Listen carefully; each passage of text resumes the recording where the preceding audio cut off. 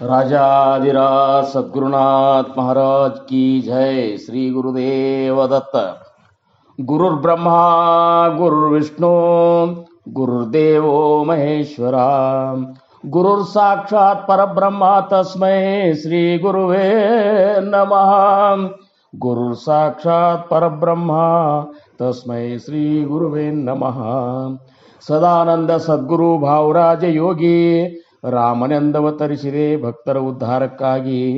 ತ್ರೈಲೋಕ್ಯದೊಡೆಯನೇ ಸದ್ಭಕ್ತರು ನಿಮ್ಮ ಕೀರ್ತಿಯನ್ನು ಕೂಗಿ. ನಮಸ್ಕಾರ ಗುರುರಾಯ ಶ್ರೀರಾಮಚಂದ್ರ ಯೋಗಿ, ನಮಸ್ಕಾರ ಗುರುರಾಯ ಶ್ರೀರಂಗ ಯೋಗಿ. ಜಯ ಜಯ ರಘುವೀರ ಸಮರ್ಥ. ಚಿದಂಬರ ನಮಸ್ತೆಸ್ತು ಚಿಂತಿತಾರ್ಥ ಪ್ರದಾಯಿನೇ ಔದುಂಬರ ಸದಾವಾಸ ಚಿದಂಬರ ನಮೋಸ್ತುತೆ. ಔದುಂಬರ ನಿವಾಸಿ ಭಕ್ತಾಭಿಮಾನಿ राजाधिराज श्री सद्गुरु शिव चिदंबरेश्वर महाराज की जय। श्री सद्गुरु दास राजा राम महाराज की जय। सकल साधु संत महाराज की जय। जय जय रघुवीर समर्थ। ಭಕ್ತಿಯೊಳು ತುಕಾರಾಮ, ಅನುಭವದಲ್ಲಿ ಜ್ಞಾನ ದೇವ, ಶಾಂತಿಯೊಳು ಏಕನಾಥ, ವೈರಾಗ್ಯದೊಳು ಸುಖಮುನೀತ. ನಮಸ್ಕಾರ ಗುರುವೇ ಶ್ರೀ ಸದ್ಗುರು ರಂಗನಾಥ. ಜಯ ಜಯ ರಘುವೀರ ಸಮರ್ಥ. ಅಗಡಿಯ ಆನಂದವನ ಗೃಹ ನಿವಾಸಿ ಭಕ್ತಾಭಿಮಾನಿ राजाधिराज श्री शेषाचल गुरु महाराज की जय। श्री सद्गुरु नारायण भगवान महाराज की जय। जय जय रघुवीर समर्थ। हरि हरि विठ्ठल रकुमाई विठोबा, हरि हरि विठ्ठल रकुमाई विठोबा विठोबा विठोबा, हरि हरि विठ्ठल रकुमाई विठोबा, हरि हरि विठ्ठल रकुमाई विठोबा, हरि हरि विठ्ठल रकुमाई विठोबा। पुंडलीक वरदार विठ्ठल पार्वती पतेश्वर महादेव। राजाधिराज सद्गुरुनाथ महाराज की जय। श्री गुरुदेव दत्त। ಶ್ರೀರಾಮ್. ಪ್ರಪ್ರಥಮವಾಗಿ ನನ್ನ ಆರಾಧ್ಯ ದೈವತವಾಗಿರುವಂಥ ಶ್ರೀ ಸದ್ಗುರು ಸಮರ್ಥ ರಂಗರಾವ್ ಮಹಾರಾಜರು ಶ್ರೀ ಕ್ಷೇತ್ರ ಕೂಪಗಡ್ಡಿ ಅವರ ದಿವ್ಯ ಚರಣಾರವಿಂದಗಳಿಗೆ ನನ್ನ ಅನಂತ ಕೋಟಿ ದಂಡವತ ಪ್ರಣಾಮಗಳನ್ನು ಸಲ್ಲಿಸಿ, ಪೂರ್ಣಾವತಾರಿಗಳು ಪರಬ್ರಹ್ಮ ಸ್ವರೂಪಿಗಳು ಆಗಿರುವಂಥ ಶ್ರೀ ಸದ್ಗುರು ಶಿವ ಚಿದಂಬರೇಶ್ವರ ಗುರು ಮಹಾರಾಜರ ದಿವ್ಯ ಚರಣಾರವಿಂದಗಳಿಗೂ, ಅವರ ಅತ್ಯಂತ ಅಂತರಂಗದ ಶಿಷ್ಯ ಶ್ರೇಷ್ಠರಾಗಿರುವಂತಹ ಸದ್ಗುರು ದಾಸ ರಾಜಾರಾಮ್ ಮಹಾರಾಜರ ದಿವ್ಯ ಚರಣಾರವಿಂದಗಳಿಗೂ ನನ್ನ ಅನಂತ ಕೋಟಿ ದಂಡವತ ಪ್ರಣಾಮಗಳನ್ನು ಸಲ್ಲಿಸಿ, ಇನ್ನು ಮಹಾಸ್ವಾಮಿಯ ಪರಾವತಾರವೇ ಆಗಿರುವಂತಹ ಅಗಡಿಯ ಆನಂದವನ ಕ್ಷೇತ್ರದ ಕ್ಷೇತ್ರಾಧಿಪತಿಗಳು ಆಗಿರುವಂತಹ ಶ್ರೀ ಸದ್ಗುರು ಶೇಷಾಚಲ ಗುರು ಮಹಾರಾಜರ ದಿವ್ಯ ಚರಣಗಳಿಗೆ ಮತ್ತು ಅವರ ಶಿಷ್ಯ ಶ್ರೇಷ್ಠರಾದಂತಹ ನಾರಾಯಣ ಭಗವಾನ್ ಮಹಾರಾಜರ ದಿವ್ಯ ಚರಣಾರವಿಂದಗಳಿಗೂ ನನ್ನ ಶಿರಸಾಷ್ಟಾಂಗ ನಮಸ್ಕಾರಗಳನ್ನು ಸಲ್ಲಿಸಿ, ಈ ಒಂದು ಅಭಂಗ ಸತ್ಸಂಗದ ಅಪೂರ್ವವಾದ ಕಾರ್ಯವನ್ನು ಅತ್ಯಂತ ಯಶಸ್ವಿ ರೀತಿಯಿಂದ ನಡೆಸಿಕೊಂಡು ಬರುತ್ತಿರುವಂತಹ ಈ ಒಂದು ಎಲ್ಲ ಸತ್ಸಂಗದ ಕಾರ್ಯಕ್ರಮದ ಸಂಪೂರ್ಣ ರೂವಾರಿಗಳು ಆಗಿರುವಂತಹ ಪರಮ ಪೂಜ್ಯ ಸಂತ ಶ್ರೇಷ್ಠ ಶ್ರೀ ಗುರು ಚಿದಂಬರ ದೀಕ್ಷಿತ ಮಹಾರಾಜರ ಪಾದಾರವಿಂದಗಳಿಗೂ ನನ್ನ ಅನಂತ ಭಕ್ತಿಪೂರ್ವಕ ಪ್ರಣಾಮಗಳನ್ನು ಸಲ್ಲಿಸಿ, ಪ್ರತಿನಿತ್ಯದಲ್ಲೂ ಜರುಗುವಂತಹ ಈ ಒಂದು ಅಭಂಗ ಸತ್ಸಂಗದ ಕಾರ್ಯಕ್ರಮವನ್ನು ಅತ್ಯಂತ ಶ್ರೇಷ್ಠ ರೀತಿಯಲ್ಲಿ ನಡೆಸಿಕೊಂಡು ಬರುತ್ತಿರುವಂತಹ ನಮ್ಮೆಲ್ಲ ಆತ್ಮೀಯ ಗುರು ಭಗಿನಿಯರಿಗೆ ನನ್ನ ಶಿರಸಾಷ್ಟಾಂಗ ನಮಸ್ಕಾರ ಸಲ್ಲಿಸಿ, ಇನ್ನು ನಿತ್ಯದಲ್ಲೂ ಪ್ರತಿನಿತ್ಯದಲ್ಲೂ ತಮ್ಮೆಲ್ಲ ಪ್ರಾಪಂಚಿಕ ಕಾರ್ಯಗಳನ್ನು ಬದಿಗಿಟ್ಟು ಮಹಾಸ್ವಾಮಿಯ ಆಜ್ಞೆ ಏನಾಗ್ತದೆ, ಇವತ್ತಿನ ಒಂದು ನಮ್ಮ ಉದ್ಧಾರಕ್ಕಾಗಿ ಮಹಾಸ್ವಾಮಿ ಏನನ್ನು ತಿಳಿಸ್ಬೇಕನ್ನಾನ ಅದನ್ನು ಕೇಳಿ ನಾವೆಲ್ಲ ಜನ್ಮದ ಸಾರ್ಥಕತೆ ಮಾಡ್ಕೋಬೇಕು. ಇಂಥ ಎಲ್ಲ ವಿಶೇಷ ವಿಚಾರಗಳನ್ನು ಇಟ್ಟುಕೊಂಡು ಈ ಸಮಯದಲ್ಲಿ ಏನು ಉಪಸ್ಥಿತರಿದ್ದೀರಲ್ಲ ನೀವೆಲ್ಲರೂ, ನಿಮ್ಮೆಲ್ಲ ಗುರುಬಂಧುಗಳಿಗೆ, ತಾಯಂದಿರಿಗೆ, ಆಮೇಲೆ ಮುಮುಕ್ಷುಗಳಿಗೆ, ಸಾಧಕರಿಗೆ, ಸರ್ವರಿಗೂ ನನ್ನ ಶಿರಸಾಷ್ಟಾಂಗ ನಮಸ್ಕಾರಗಳನ್ನು ಸಲ್ಲಿಸಿ, ನೀವುಗಳೆಲ್ಲ ಇವತ್ತಿನ ಈ ಸತ್ಸಂಗವನ್ನು ಪ್ರಾರಂಭ ಮಾಡೋಣ.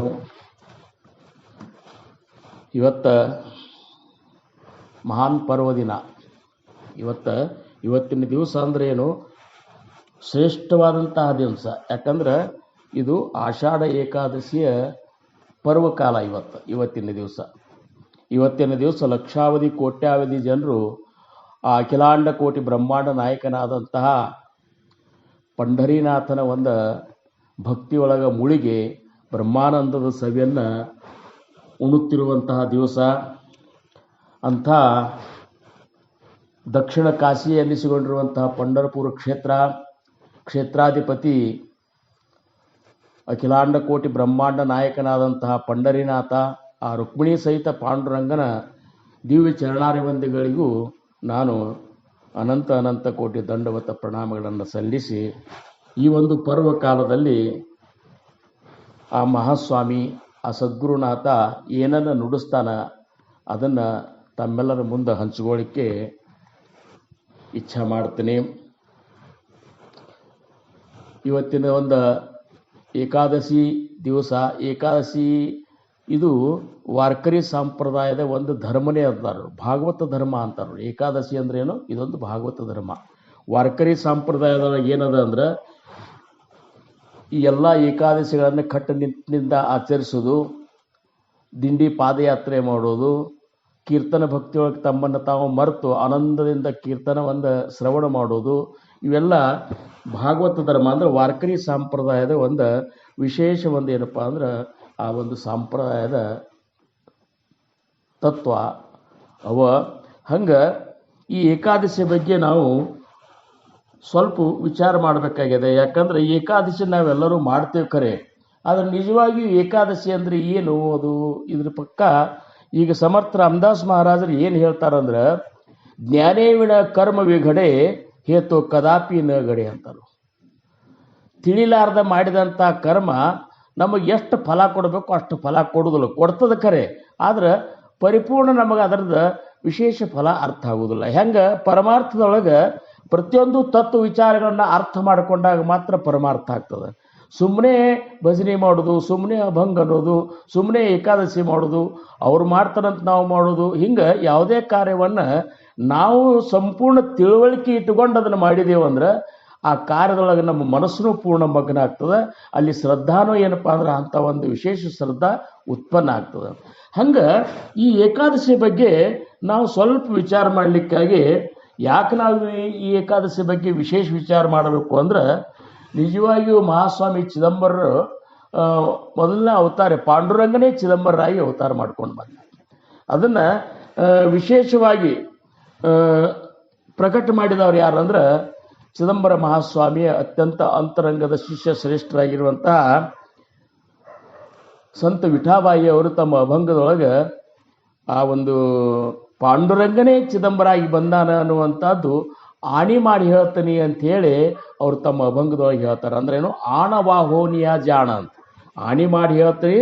ಅದೇ ವಿಠಲ್ನೇ, ಆ ಪಾಂಡುರಂಗನೇ ಈಗ ಚಿದಂಬರನ ಅವತಾರ ತೊಟ್ಕೊಂಡು ಬಂದಾನ, ಚಿದಂಬರನೇ ಪಾಂಡುರಂಗ ಅನ್ನುವಂಥ ಮಾತು ಆ ಅಭಂಗ ಹೇಳ್ತದೆ.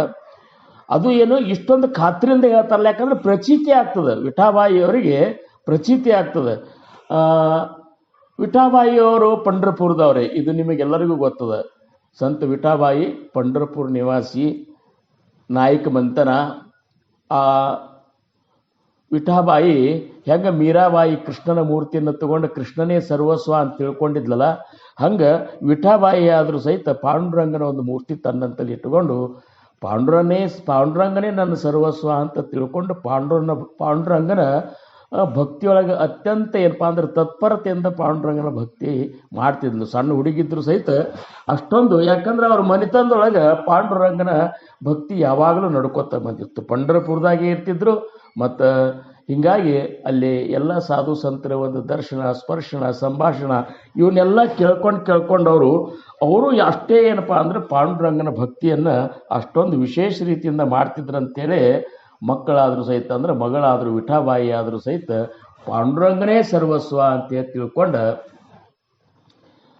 ಇದ್ಲು. ಅಂಥದ್ರಾಗ ಆಕೆಗೆ ಲಗ್ನ ಮಾಡುವಂಥ ವಯಸ್ಸು ಬಂತು. ತಂದೆ ವರ ಗಟ್ಟಿ ಮಾಡಿದ, ಲಗ್ನ ಮಾಡಬೇಕು ಅಂತ ತೀರ್ಮಾನ ಮಾಡಿದಾಗ ವಿಠಾಬಾಯಿ ಅಂತಳ, ನಾ ಲಗ್ನ ಆಗುದಿಲ್ಲ, ನನಗೆ ನನ್ನ ಸರ್ವಸ್ವ ವಿಠ್ಠಲ ಹೊರತಾಗಿ ನಾ ಮತ್ತೆ ಯಾರನ್ನು ಇದು ಮಾಡುದಿಲ್ಲ ಅಂತೇಳಿ ಎಷ್ಟು ಹೇಳಿದ್ರು ಸಹಿತ ತಂದು ನಿಶ್ಚಯ ಮಾಡಿ ಲಗ್ನ ಮಾಡು ಠರಾವ್ ಮಾಡ್ತಾನೆ.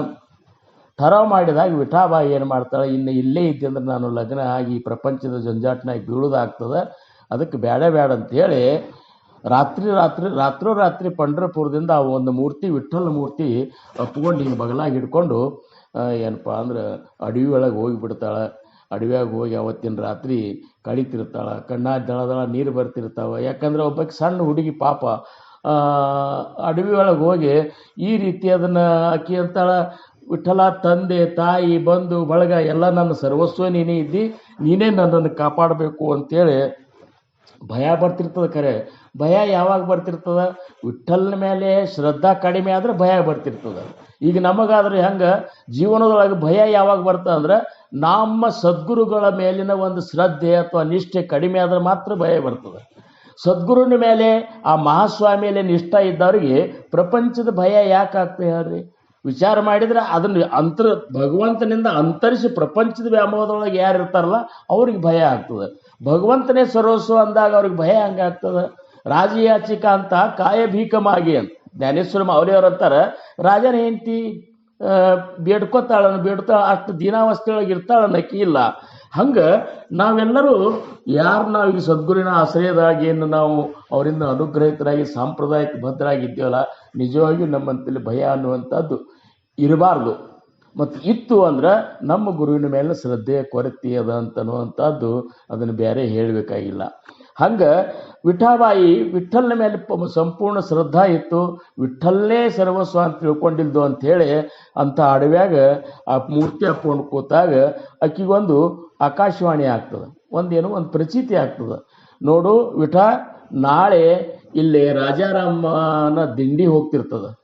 ಎಲ್ಲಿ ನನ್ನ ಕಡೆ ನನ್ನಂತಲ್ಲಿ ನಾ ಕುಂದಗೋಳದಾಗಿದ್ದೀನಿ, ನನ್ನಂತಲ್ಲಿ ಆ ದಿಂಡಿ ಬರ್ತಿರ್ತದ, ನೀ ಆ ರಾಜಾರಾಮರ ದಿಂಡಿ ಒಳಗೆ ಬಂದು ಸೇರ್ಕೊಂಡು ಬಿಡು, ಅಂದ್ರೆ ನನ್ನಂತಲ್ಲಿ ನೀ ಬರ್ತಿ ಅಂಥೇಳಿ ಒಂದು ಪ್ರಚೀತಿ ಆದ ಕೂಡಲೇ ಕಾಯ್ಕೋತ ಕೂಡ್ತಾಳ. ಬೆಳಕಾಗ್ತದೆ. ಬೆಳಕಾದ್ಮೇಲೆ ಹೆಂಗೆ ಭಗವಂತ ಹೇಳಿದ್ದ ಹಂಗೆ ರಾಜಾರಾಮ್ ಮಹಾರಾಜರ ದಿಂಡಿ ಅಂದ್ರೆ ದೊಡ್ಡ ಪ್ರಮಾಣ ದಿಂಡಿ ರೀ ಅದು ನೂರಾರು ಮಂದಿ ಕರ್ಕೊಂಡು ಆ ಚಿದಂಬರ ನಾಮವನ್ನು ಗುಣಗಾನ ಮಾಡ್ಕೋತ ಜಯಘೋಷ ಮಾಡ್ಕೋತ ಕುಂದಗೋಳ ಕಡೆ ಹೊಂಟಿತ್ತು.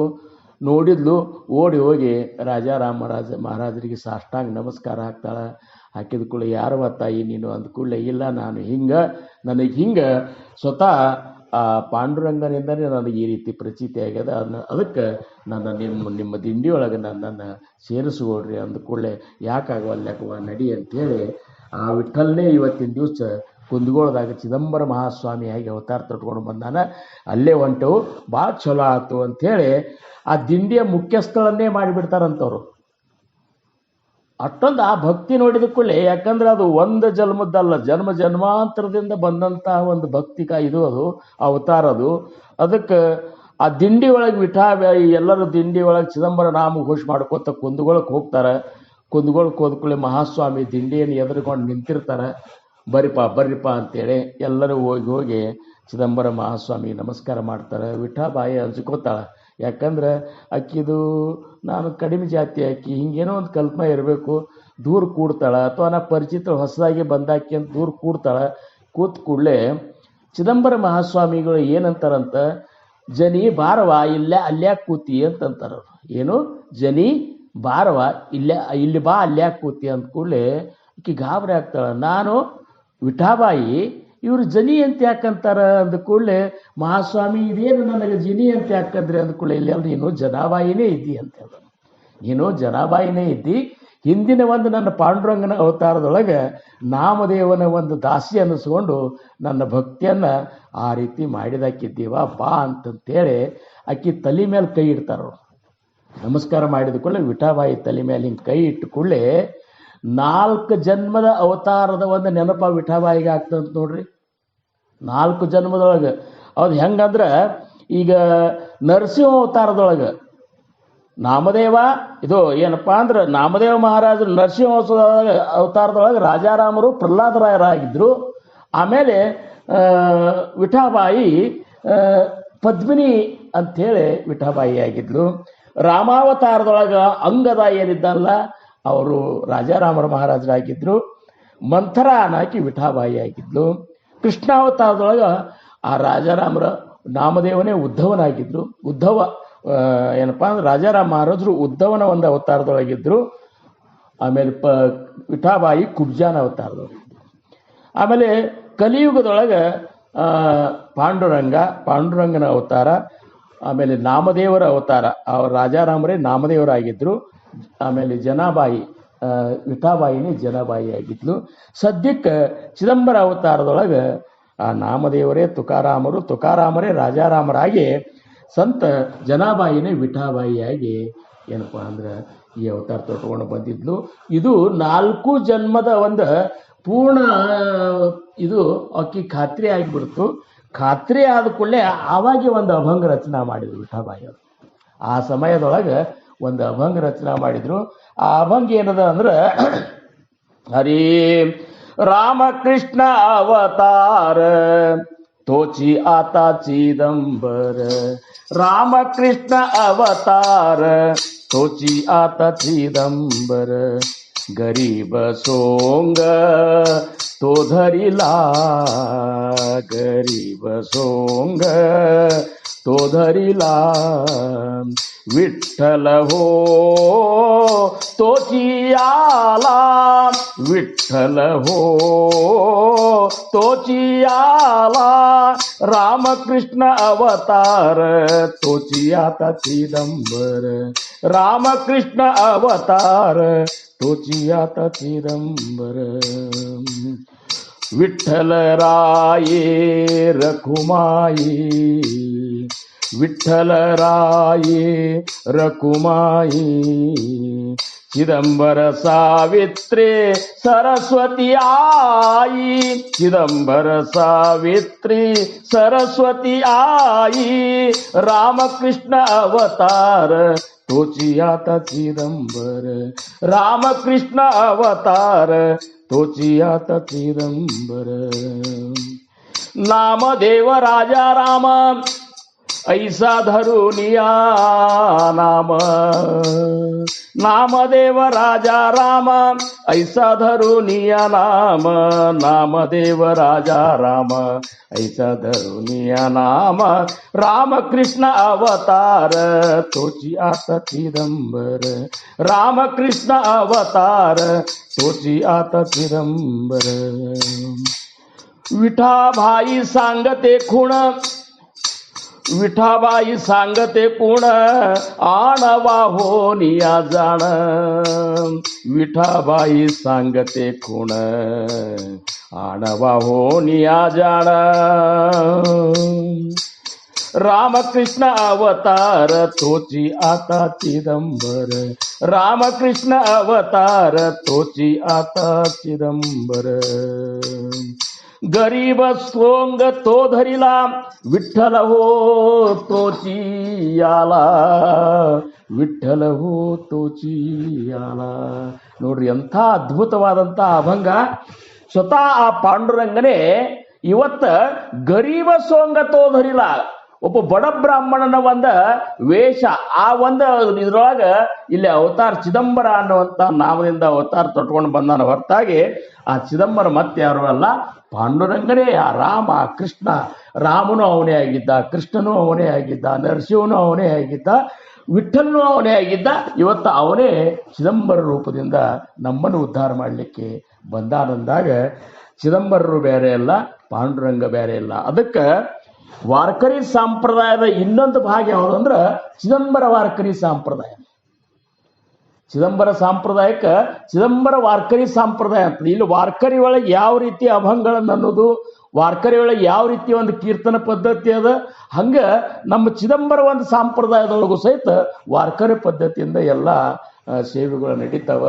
ಅಂಥ ಚಿದಂಬರರ ಅಂದ್ರೆ ಪಾಂಡುರಂಗನ ಪರ್ವ ಇವತ್ತು ಏಕಾದಶಿ ಅನ್ನುವಂತಹ ಪರ್ವ ಕಾಲ. ಈ ಏಕಾದಶಿ ಬಗ್ಗೆ ನಾವು ನೀವುಗಳೆಲ್ಲ ಸ್ವಲ್ಪ ತಿಳ್ಕೊಂಡು, ಯಾಕಂದ್ರೆ ತಿಳ್ಕೊಂಡು ಮಾಡಿದೇವೆ ಅಂದ್ರೆ ಇಲ್ಲಿ ತನಕ ಮಾಡಿದ ಏಕಾದಶಿನೇ ಬೇರೆ, ಇನ್ನು ಮುಂದೆ ಮಾಡುವಂಥ ಏಕಾದಶಿಯ ಒಂದು ವಿಶೇಷತೆನೇ ಬೇರೆ. ಯಾವುದನ್ನಾದರೂ ಸಹಿತ ನಾವು ತಿಳಿದು ಮಾಡ್ಬೇಕಂತ. ಹಂಗೆ ಇವತ್ತ ನಾ ಏಕಾದಶಿಯ ಬಗ್ಗೆ ವಿಷ್ಣುದಾಸರು ನಾಮದೇವ ಮಹಾರಾಜರಿಗೆ ಹೇಳಿದಂತಹ ಒಂದು ಓವಿಬದ್ಧ ಮರಾಠಿ ಸಣ್ಣ ಗ್ರಂಥಿಕ ನನಗೆ ಕೊಟ್ಟಿದ್ರು ಒಬ್ಬರು ವಾರ್ಕರಿ ಸಂತರು. ಆ ಗ್ರಂಥವನ್ನ ನಾನು ನೋಡಿದೆ. ಅದರೊಳಗೆ ಏನದ ಅಂದ್ರೆ ಏಕಾದಶಿ ಅನ್ನುವಂಥದ್ದು ಒಟ್ಟು ವರ್ಷದೊಳಗೆ ಎಷ್ಟು ಏಕಾದಶಿಗಳು ಬರ್ತಾವ ಅಂದ್ರೆ ವರ್ಷದೊಳಗೆ 24 ಏಕಾದಶಿಗಳು ಬರ್ತಾವ. ಶುಕ್ಲ ಪಕ್ಷದಾಗ ಒಂದು ಏಕಾದಶಿ, ಕೃಷ್ಣ ಪಕ್ಷದಾಗ ಒಂದು ಏಕಾದಶಿ, ಹಿಂಗ ವರ್ಷಕ್ಕೆ ತಿಂಗಳಿಗೆ 2 ಏಕಾದಶಿ ಅಂದ್ರೆ 12 ತಿಂಗಳಿಗೆ 24 ಏಕಾದಶಿಗಳು ಒಟ್ಟು ಬರ್ತಾವ. ಆಮೇಲೆ ಅಧಿಕ ಮಾಸದೊಳಗೆ 2 ಏಕಾದಶಿ, ಅಧಿಕ ಮಾಸ ಅಂತ ಬರ್ತಲ್ಲ ಅವಾಗ ಆಡಿದೆ ಏಕಾದಶಿ.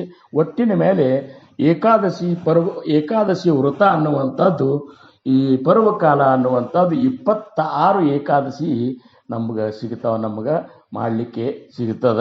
ಅಂಥ ಏಕಾದಶಿಗಳು ಪ್ರತಿಯೊಂದು ಏಕಾದಶಿ ಒಂದೊಂದು ವಿಶಿಷ್ಟ ಹೆಸರನ್ನು ಹೊಂದ್ಯಾವ, ವಿಶಿಷ್ಟ ಪ್ರಭಾವವನ್ನು ಹೊಂದ್ಯಾವ ಅಂತಾರೆ. ಪ್ರತಿಯೊಂದು ಏಕಾದಶಿ ನೀವು ಇವತ್ತು ಕ್ಯಾಲೆಂಡರ್ ನೋಡಿದ್ರಿ ಅಂದ್ರೆ ಆ ಏಕಾದಶಿಗೆ ಒಂದು ಹೆಸರಿರ್ತದೆ. ಪ್ರತಿಯೊಂದು 15 ದಿವಸಕ್ಕೆ ಬರುವಂಥ ಏಕಾದಶಿಗೆ ಒಂದೊಂದು ಹೆಸರಿರ್ತದೆ. ಹಂಗೆ ಇವತ್ತಿನ ಒಂದು ಈ ಏಕಾದಶಿ ಅಂದ್ರೇನು, ಈ 26 ಏಕಾದಶಿಯೊಳಗೆ ವಿಶೇಷ ಏಕಾದಶಿ ಯಾವಂದ್ರೆ ಆಷಾಢ ಏಕಾದಶಿ, ಕಾರ್ತೀಕ ಏಕಾದಶಿ, ಮಾಘ ಏಕಾದಶಿ, ಚೈತ್ರ ಏಕಾದಶಿ. ಅತ್ಯಂತ ಮುಖ್ಯ ಪ್ರಮುಖವಾದಂಥ ಏಕಾದಶಿ ಎರಡು ಯಾವಂದ್ರೆ ಒಂದು ಆಷಾಢ ಏಕಾದಶಿ, ಇನ್ನೊಂದು ಕಾರ್ತೀಕ ಏಕಾದಶಿ. ಆಮೇಲೆ ಅದರ ನಂತರದೊಳಗೆ ಚೈತ್ರ ಏಕಾದಶಿ, ಮಾಘ ಏಕಾದಶಿ ಅನ್ನುವಂಥ ಇವು ಅದಕ್ಕಿಂತ ಸ್ವಲ್ಪ ಏನಪ್ಪ ಅಂದ್ರೆ ಕಡಿಮೆ ಪ್ರಮಾಣದೊಳಗೆ ಮಂದಿ ಕೂಡ್ತಿರ್ತದೆ. ಆದರೆ ಒಟ್ಟಿನ ಮೇಲೆ ಈ 4 ಏಕಾದಶಿಯೊಳಗೆ ದಿಂಡಿ ಏನಪ್ಪ ಅಂದ್ರೆ ಪಂಢರಪುರದಾಗ ವಿಶೇಷ ಭಕ್ತರು ಕೂಡಿ ಈ ಏಕಾದಶಿ ವ್ರತವನ್ನು ಆಚರಿಸ್ತಿರ್ತಾರೆ. ಹಂಗೆ ಇವತ್ತಿನ ಏಕಾದಶಿ ಆಷಾಢ ಏಕಾದಶಿ ಅಂದ್ರೇನು, ಈ ಏಕಾದಶಿ ಹೆಸರು ಶಯನಿ ಏಕಾದಶಿ ಅಂತಾರೆ. ಏನಂತಾರೆ? ಶಯನಿ ಏಕಾದಶಿ. ಆಮೇಲೆ ಕಾರ್ತೀಕ ಏಕಾದಶಿಗೆ ಪ್ರಬೋಧಿನಿ ಏಕಾದಶಿ ಅಂತಾರೆ. ಶಯನಿ ಏಕಾದಶಿ ಆಷಾಢ ಏಕಾದಶಿ ಆದ್ರೆ ಕಾರ್ತೀಕ ಏಕಾದಶಿಗೆ ಪ್ರಬೋಧಿನಿ ಏಕಾದಶಿ ಅಂತಾರೆ. ಹಂಗೆ ಇವತ್ತಿನ ಒಂದು ಏಕಾದಶಿ ಏನದಲ್ಲ ಇದು ಶಯನಿ ಏಕಾದಶಿ. ಇದೊಂದು ಮಹಾಪರ್ವಕಾಲ, ಮಹಾಪರ್ವ ಸಮಯ. ಹಿಂಗೆ ಈ ಒಂದು ವರ್ಷದೊಳಗೆ ಇಂಥ ಪರ್ವ ಸಮಯಗಳು, ಪರ್ವ ಕಾಲ ಬಹಳಷ್ಟು ಬರ್ತಾವ. ಈಗ ನೋಡ್ರಿ, ಶಿವರಾತ್ರಿ, ಕೆಲವೊಂದು ಅಕ್ಷತೃತೀಯ, ಇವೆಲ್ಲ ಪರ್ವಕಾಲದೊಳಗೆ ಬರ್ತಾವು. ಹಂಗೆ ಈ ಶಯನಿ ಏಕಾದಶಿ ಇವತ್ತಿನ ಒಂದು ವಿಶೇಷ ಪರ್ವಕಾಲ. ಈ ಏಕಾದಶಿಯ ಬಗ್ಗೆ ನೀವುಗಳೆಲ್ಲ ಆ ವಿಷ್ಣುದಾಸರು ನಾಮದೇವ ಮಹಾರಾಜರಿಗೆ ಹೇಳಿದಂಥ ಗ್ರಂಥದಲ್ಲಿ ಯಾವ ರೀತಿ ಏಕಾದಶಿ ಒಂದು ವಿಶೇಷತೆಯನ್ನು ಹೇಳಿದರು ಅನ್ನುವಂಥದ್ದು ನಾನು ನಿಮ್ಮ ಮುಂದೆ ಹೇಳಲಿಕ್ಕೆ ಪ್ರಯತ್ನ ಮಾಡ್ತೀನಿ. ಕೌರವರಿಗೆ ಪಾಂಡವರಿಗೆ ಕುರುಕ್ಷೇತ್ರದೊಳಗೆ ಯುದ್ಧ ಆಯಿತು. ಕೌರವರಿಗೆ ಪಾಂಡವರಿಗೆ ಕುರುಕ್ಷೇತ್ರದೊಳಗೆ ಮಹಾನ್ ಭಯಂಕರ ಯುದ್ಧ ಆಯಿತು. ಯುದ್ಧದೊಳಗೆ ಕೌರವರ ಕುಲವೇ ಎಲ್ಲ ನಾಶ ಆಗಿ ಹೋಗಿಬಿಡ್ತು. ಪಾಂಡವರಿಗೆ ಜಯ ಸಿಕ್ತು. ಸಿಕ್ಕ ಮೇಲೆ ಹಸ್ತಿನಾವತಿ ಒಂದು ರಾಜ್ಯಭಾರವನ್ನು ಪಟ್ಟಾಭಿಷೇಕ ಮಾಡಿಕೊಂಡು ಪಾಂಡವರು ಏನಪ್ಪ ಅಂದ್ರೆ ಧರ್ಮರಾಜ ಸಿಂಹಾಸನದ ಮೇಲೆ ಕೂತು ಪಾಂಡವರು ರಾಜ್ಯವನ್ನು ಆಳ್ಲಿಕ್ಕತ್ರು. ಆ ರಾಜ್ಯದ ಸಂಬಂಧ ಇಷ್ಟೆಲ್ಲ ಭಯಂಕರ ಯುದ್ಧ ಆಯ್ತು. ಯುದ್ಧ ಆಗಿ ಏನಪ್ಪ ಅಂದ್ರೆ ಇಷ್ಟೊಂದು ಕೌರವರ ಕುಲಾನೇ ನಾಶ ಆಯ್ತು. ಇಷ್ಟೆಲ್ಲ ಸಿಕ್ಕ ಮೇಲೆ ಅವ್ರಿಗೆ ಸಂತೋಷ ಸಿಗಬೇಕಲ್ಲ. ಇವತ್ತಿನ ದಿವಸ ನಮಗೆ ಯಾವ ಕಾರ್ಯಕ್ಕಾಗಿ ನಾವು ಇದನ್ನೆಲ್ಲ ಮಾಡಿದೆವೋ ಅದು ಸಿಕ್ಕ ಮೇಲೆ ಒಂದು ಸ್ವಲ್ಪನೇ ಸಂತೋಷ ಆಗ್ಬೇಕಲ್ಲ. ಆದರೆ ಸಿಂಹಾಸನದ ಮೇಲೆ ಕೂತಂಥ ಧರ್ಮರಾಜಿಗಾಗಲಿ, ಅವನ 4 ಮಂದಿ ತಮ್ಮಂದರಿಗಾಗಲಿ, ದ್ರೌಪದಿಗಾಗಲಿ, ಇಷ್ಟೇ ಯಾಕೆ ಕುಂತಿಗಾಗಲಿ, ತಾಯಿ ಕುಂತಿಗಾಗಲಿ ಸಮಾಧಾನ ಅನ್ನುವಂಥದ್ದು ಇದ್ದಿದ್ದಿಲ್ಲ. ಸಿಂಹಾಸನದ ಮೇಲೆ ಕೂತರು ಸಹಿತ ಸಮಾಧಾನ ಇದ್ದಿದ್ದಿಲ್ಲ. ಯಾಕಂದ್ರೆ ಪಾಂಡವರು ಧರ್ಮದಿಂದ ನಡೆಯುವಂಥವ್ರು. ಅವರಂದ್ರು ಈ ಒಂದು ಸಿಂಹಾಸನದ ಒಂದು ಇಲ್ಲಿ ಕೂಡೋ ಸಂಬಂಧ, ಈ ಒಂದು ರಾಜ್ಯ ಆಳೋ ಸಂಬಂಧ ನಾವು ನಮ್ಮ ಸ್ವಗೋತ್ರಜರನ್ನೇ ವಧ ಮಾಡಿದೇವಲ್ಲ ಅನ್ನುವಂಥದ್ದು ಒಳಗೆ ಉತ್ತಮರಿಗೆ ಸ್ವಲ್ಪ ಎಲ್ಲಿಯಾದರೂ ತಪ್ಪಾತಂದ್ರೆ ಅದು ಅಂತರಂಗದಾಗ ಕಟ್ಟಿತಿರ್ತದ್ರಿ ಯಾವಾಗಲಿ. ಉಳುಕಿದವ್ರಿಗೆ ಏನಾಗುವುದಿಲ್ಲ. ಉತ್ತಮರು, ಸಾತ್ವಿಕರು, ಭಗವಂತನ ಭಕ್ತರು, ಇವರು ಮಾತಾಡೋದ್ರಾಗೆ ಯಾರಿಗಾರೆ ಮಾತಾಡೋದ್ರಾಗೆ ಒಂದು ಏನರೇ ಒಂದು ಸ್ವಲ್ಪ ಶಬ್ದ ಅಥವಾ ಆವಾಜನೇ ಬಿರ್ಸಾಗಿ ಹೋತು ಅಂದ್ರೆ ಮತ್ತೊಬ್ಬರ ಅಂತಃಕರಣಕ್ಕೆ ನೋಯ್ತು ಅಂದ್ರೆ ಇವ್ರು ತಮ್ಮ ಅಂತಃಕರಣಕ್ಕೆ ನೋಯ್ದಷ್ಟೇ ತ್ರಾಸ ಮಾಡ್ಕೋತಿರ್ತಾರ. ಇವರು ಭಗವದ್ ಭಕ್ತರ ಲಿಸ್ಟ್ನಾಗಿ ಬರ್ತಿರ್ತಾರ. ಹಂಗ ಧರ್ಮರಾಜ ಮೊದಲೇ ಧರ್ಮದಿಂದ ನಡೆದವ, ಪಾಂಡವರಾದರು ಧರ್ಮದಿಂದ ನಡೆದವರು.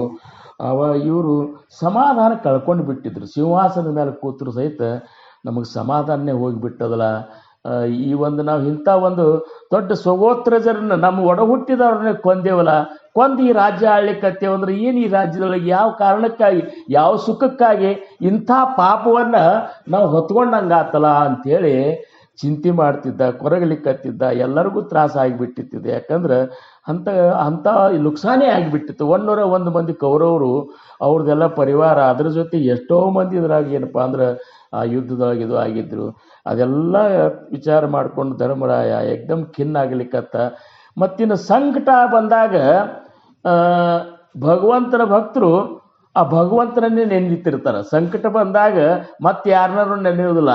ಯಾರು ಸದ್ಗುರುಗಳಿಂದ ಅನುಗ್ರಹಿತರಾಗ್ಯಾರ, ಯಾರು ಮಹಾಸ್ವಾಮಿಯ ಭಕ್ತರಿದ್ದಾರ, ಯಾರು ಆ ಪಾಂಡುರಂಗನ ಭಕ್ತರಿದ್ದಾರೆ, ಯಾರ ಭಕ್ತಿಯನ್ನು ಮಾಡ್ತಿರ್ತಾರಲ್ಲ ಅವರನ್ನೇ ನೆನೀತಿರ್ತಾರ. ಹಂಗೆ ಪಾಂಡವರು ಧರ್ಮರಾಜ ಮತ್ತು ಪಾಂಡವರೆಲ್ಲರೂ ಧರ್ಮರಾಜ ಅಂದ ಇಂಥ ಸಂಕಟ ಸಮಯದೊಳಗೆ ನಮ್ಮನ್ನು ಈ ಸಂಕಟದಿಂದ ಪಾರು ಮಾಡವ ಯಾರಪ್ಪ ಅಂದ್ರೆ ಕೃಷ್ಣ ಪರಮಾತ್ಮ. ಯಾಕಂದ್ರೆ ಕುರುಕ್ಷೇತ್ರದ ಯುದ್ಧ ಮುಗಿದ ಮೇಲೆ ಧರ್ಮರಾಯ ಸಿಂಹಾಸನ ಏರಿದ ಮೇಲೆ ಕೃಷ್ಣ ಪರಮಾತ್ಮ ದ್ವಾರಕೆಗೆ ಹೋಗಿ ವಿಶ್ರಾಂತಿ ತಗೊಂಡು ದ್ವಾರಕೆಗೆ ಹೋಗಿದ್ದ. ಇವರು ಕೂಗಿ ಕೇಳಿದವ ಧರ್ಮರಾಯ, ಕೃಷ್ಣ ಧಾವ ಬಾ ಲೌಕರಿ ಸಂಕಟ ಪಡಲೇ ಬಾರಿ ಅಂತೇಳಿ ಬೇಡ್ಕೊಂಡು ಕೂಡಲೇ ಕೃಷ್ಣ ಅಂದ, ಯಾಕೆ ಪಾಂಡವರು ಮತ್ತೆ ನನ್ನ ನೆನೆಸ್ಲಿಕ್ಕತ್ತಾರಲ್ಲ ಅಂಥೇಳಿ ಓಡಿ ಹಸ್ತಿನಾವತಿಗೆ ಬಂದಂತಾನ. ಕೃಷ್ಣ ಬಂದ ಕೂಡಲೇ ಎಲ್ಲರೂ ಹೋಗಿ ಎದ್ದು ಹೋಗಿ ಧರ್ಮರಾಯ ಕೃಷ್ಣನ ಅಪ್ಪುವತಾನ. ಆಮೇಲೆ ಭೀಮ, ಅರ್ಜುನ, ನಕುಲ, ಸಹದೇವ ಎಲ್ಲರೂ ಸಾಷ್ಟಾಂಗ ನಮಸ್ಕಾರ ಹಾಕ್ತಾರೆ. ಕುಂತಿಗೆ ಬಂದ ಕೃಷ್ಣ ಪರಮಾತ್ಮನೂ ನಮಸ್ಕಾರ ಮಾಡ್ತಾನೆ.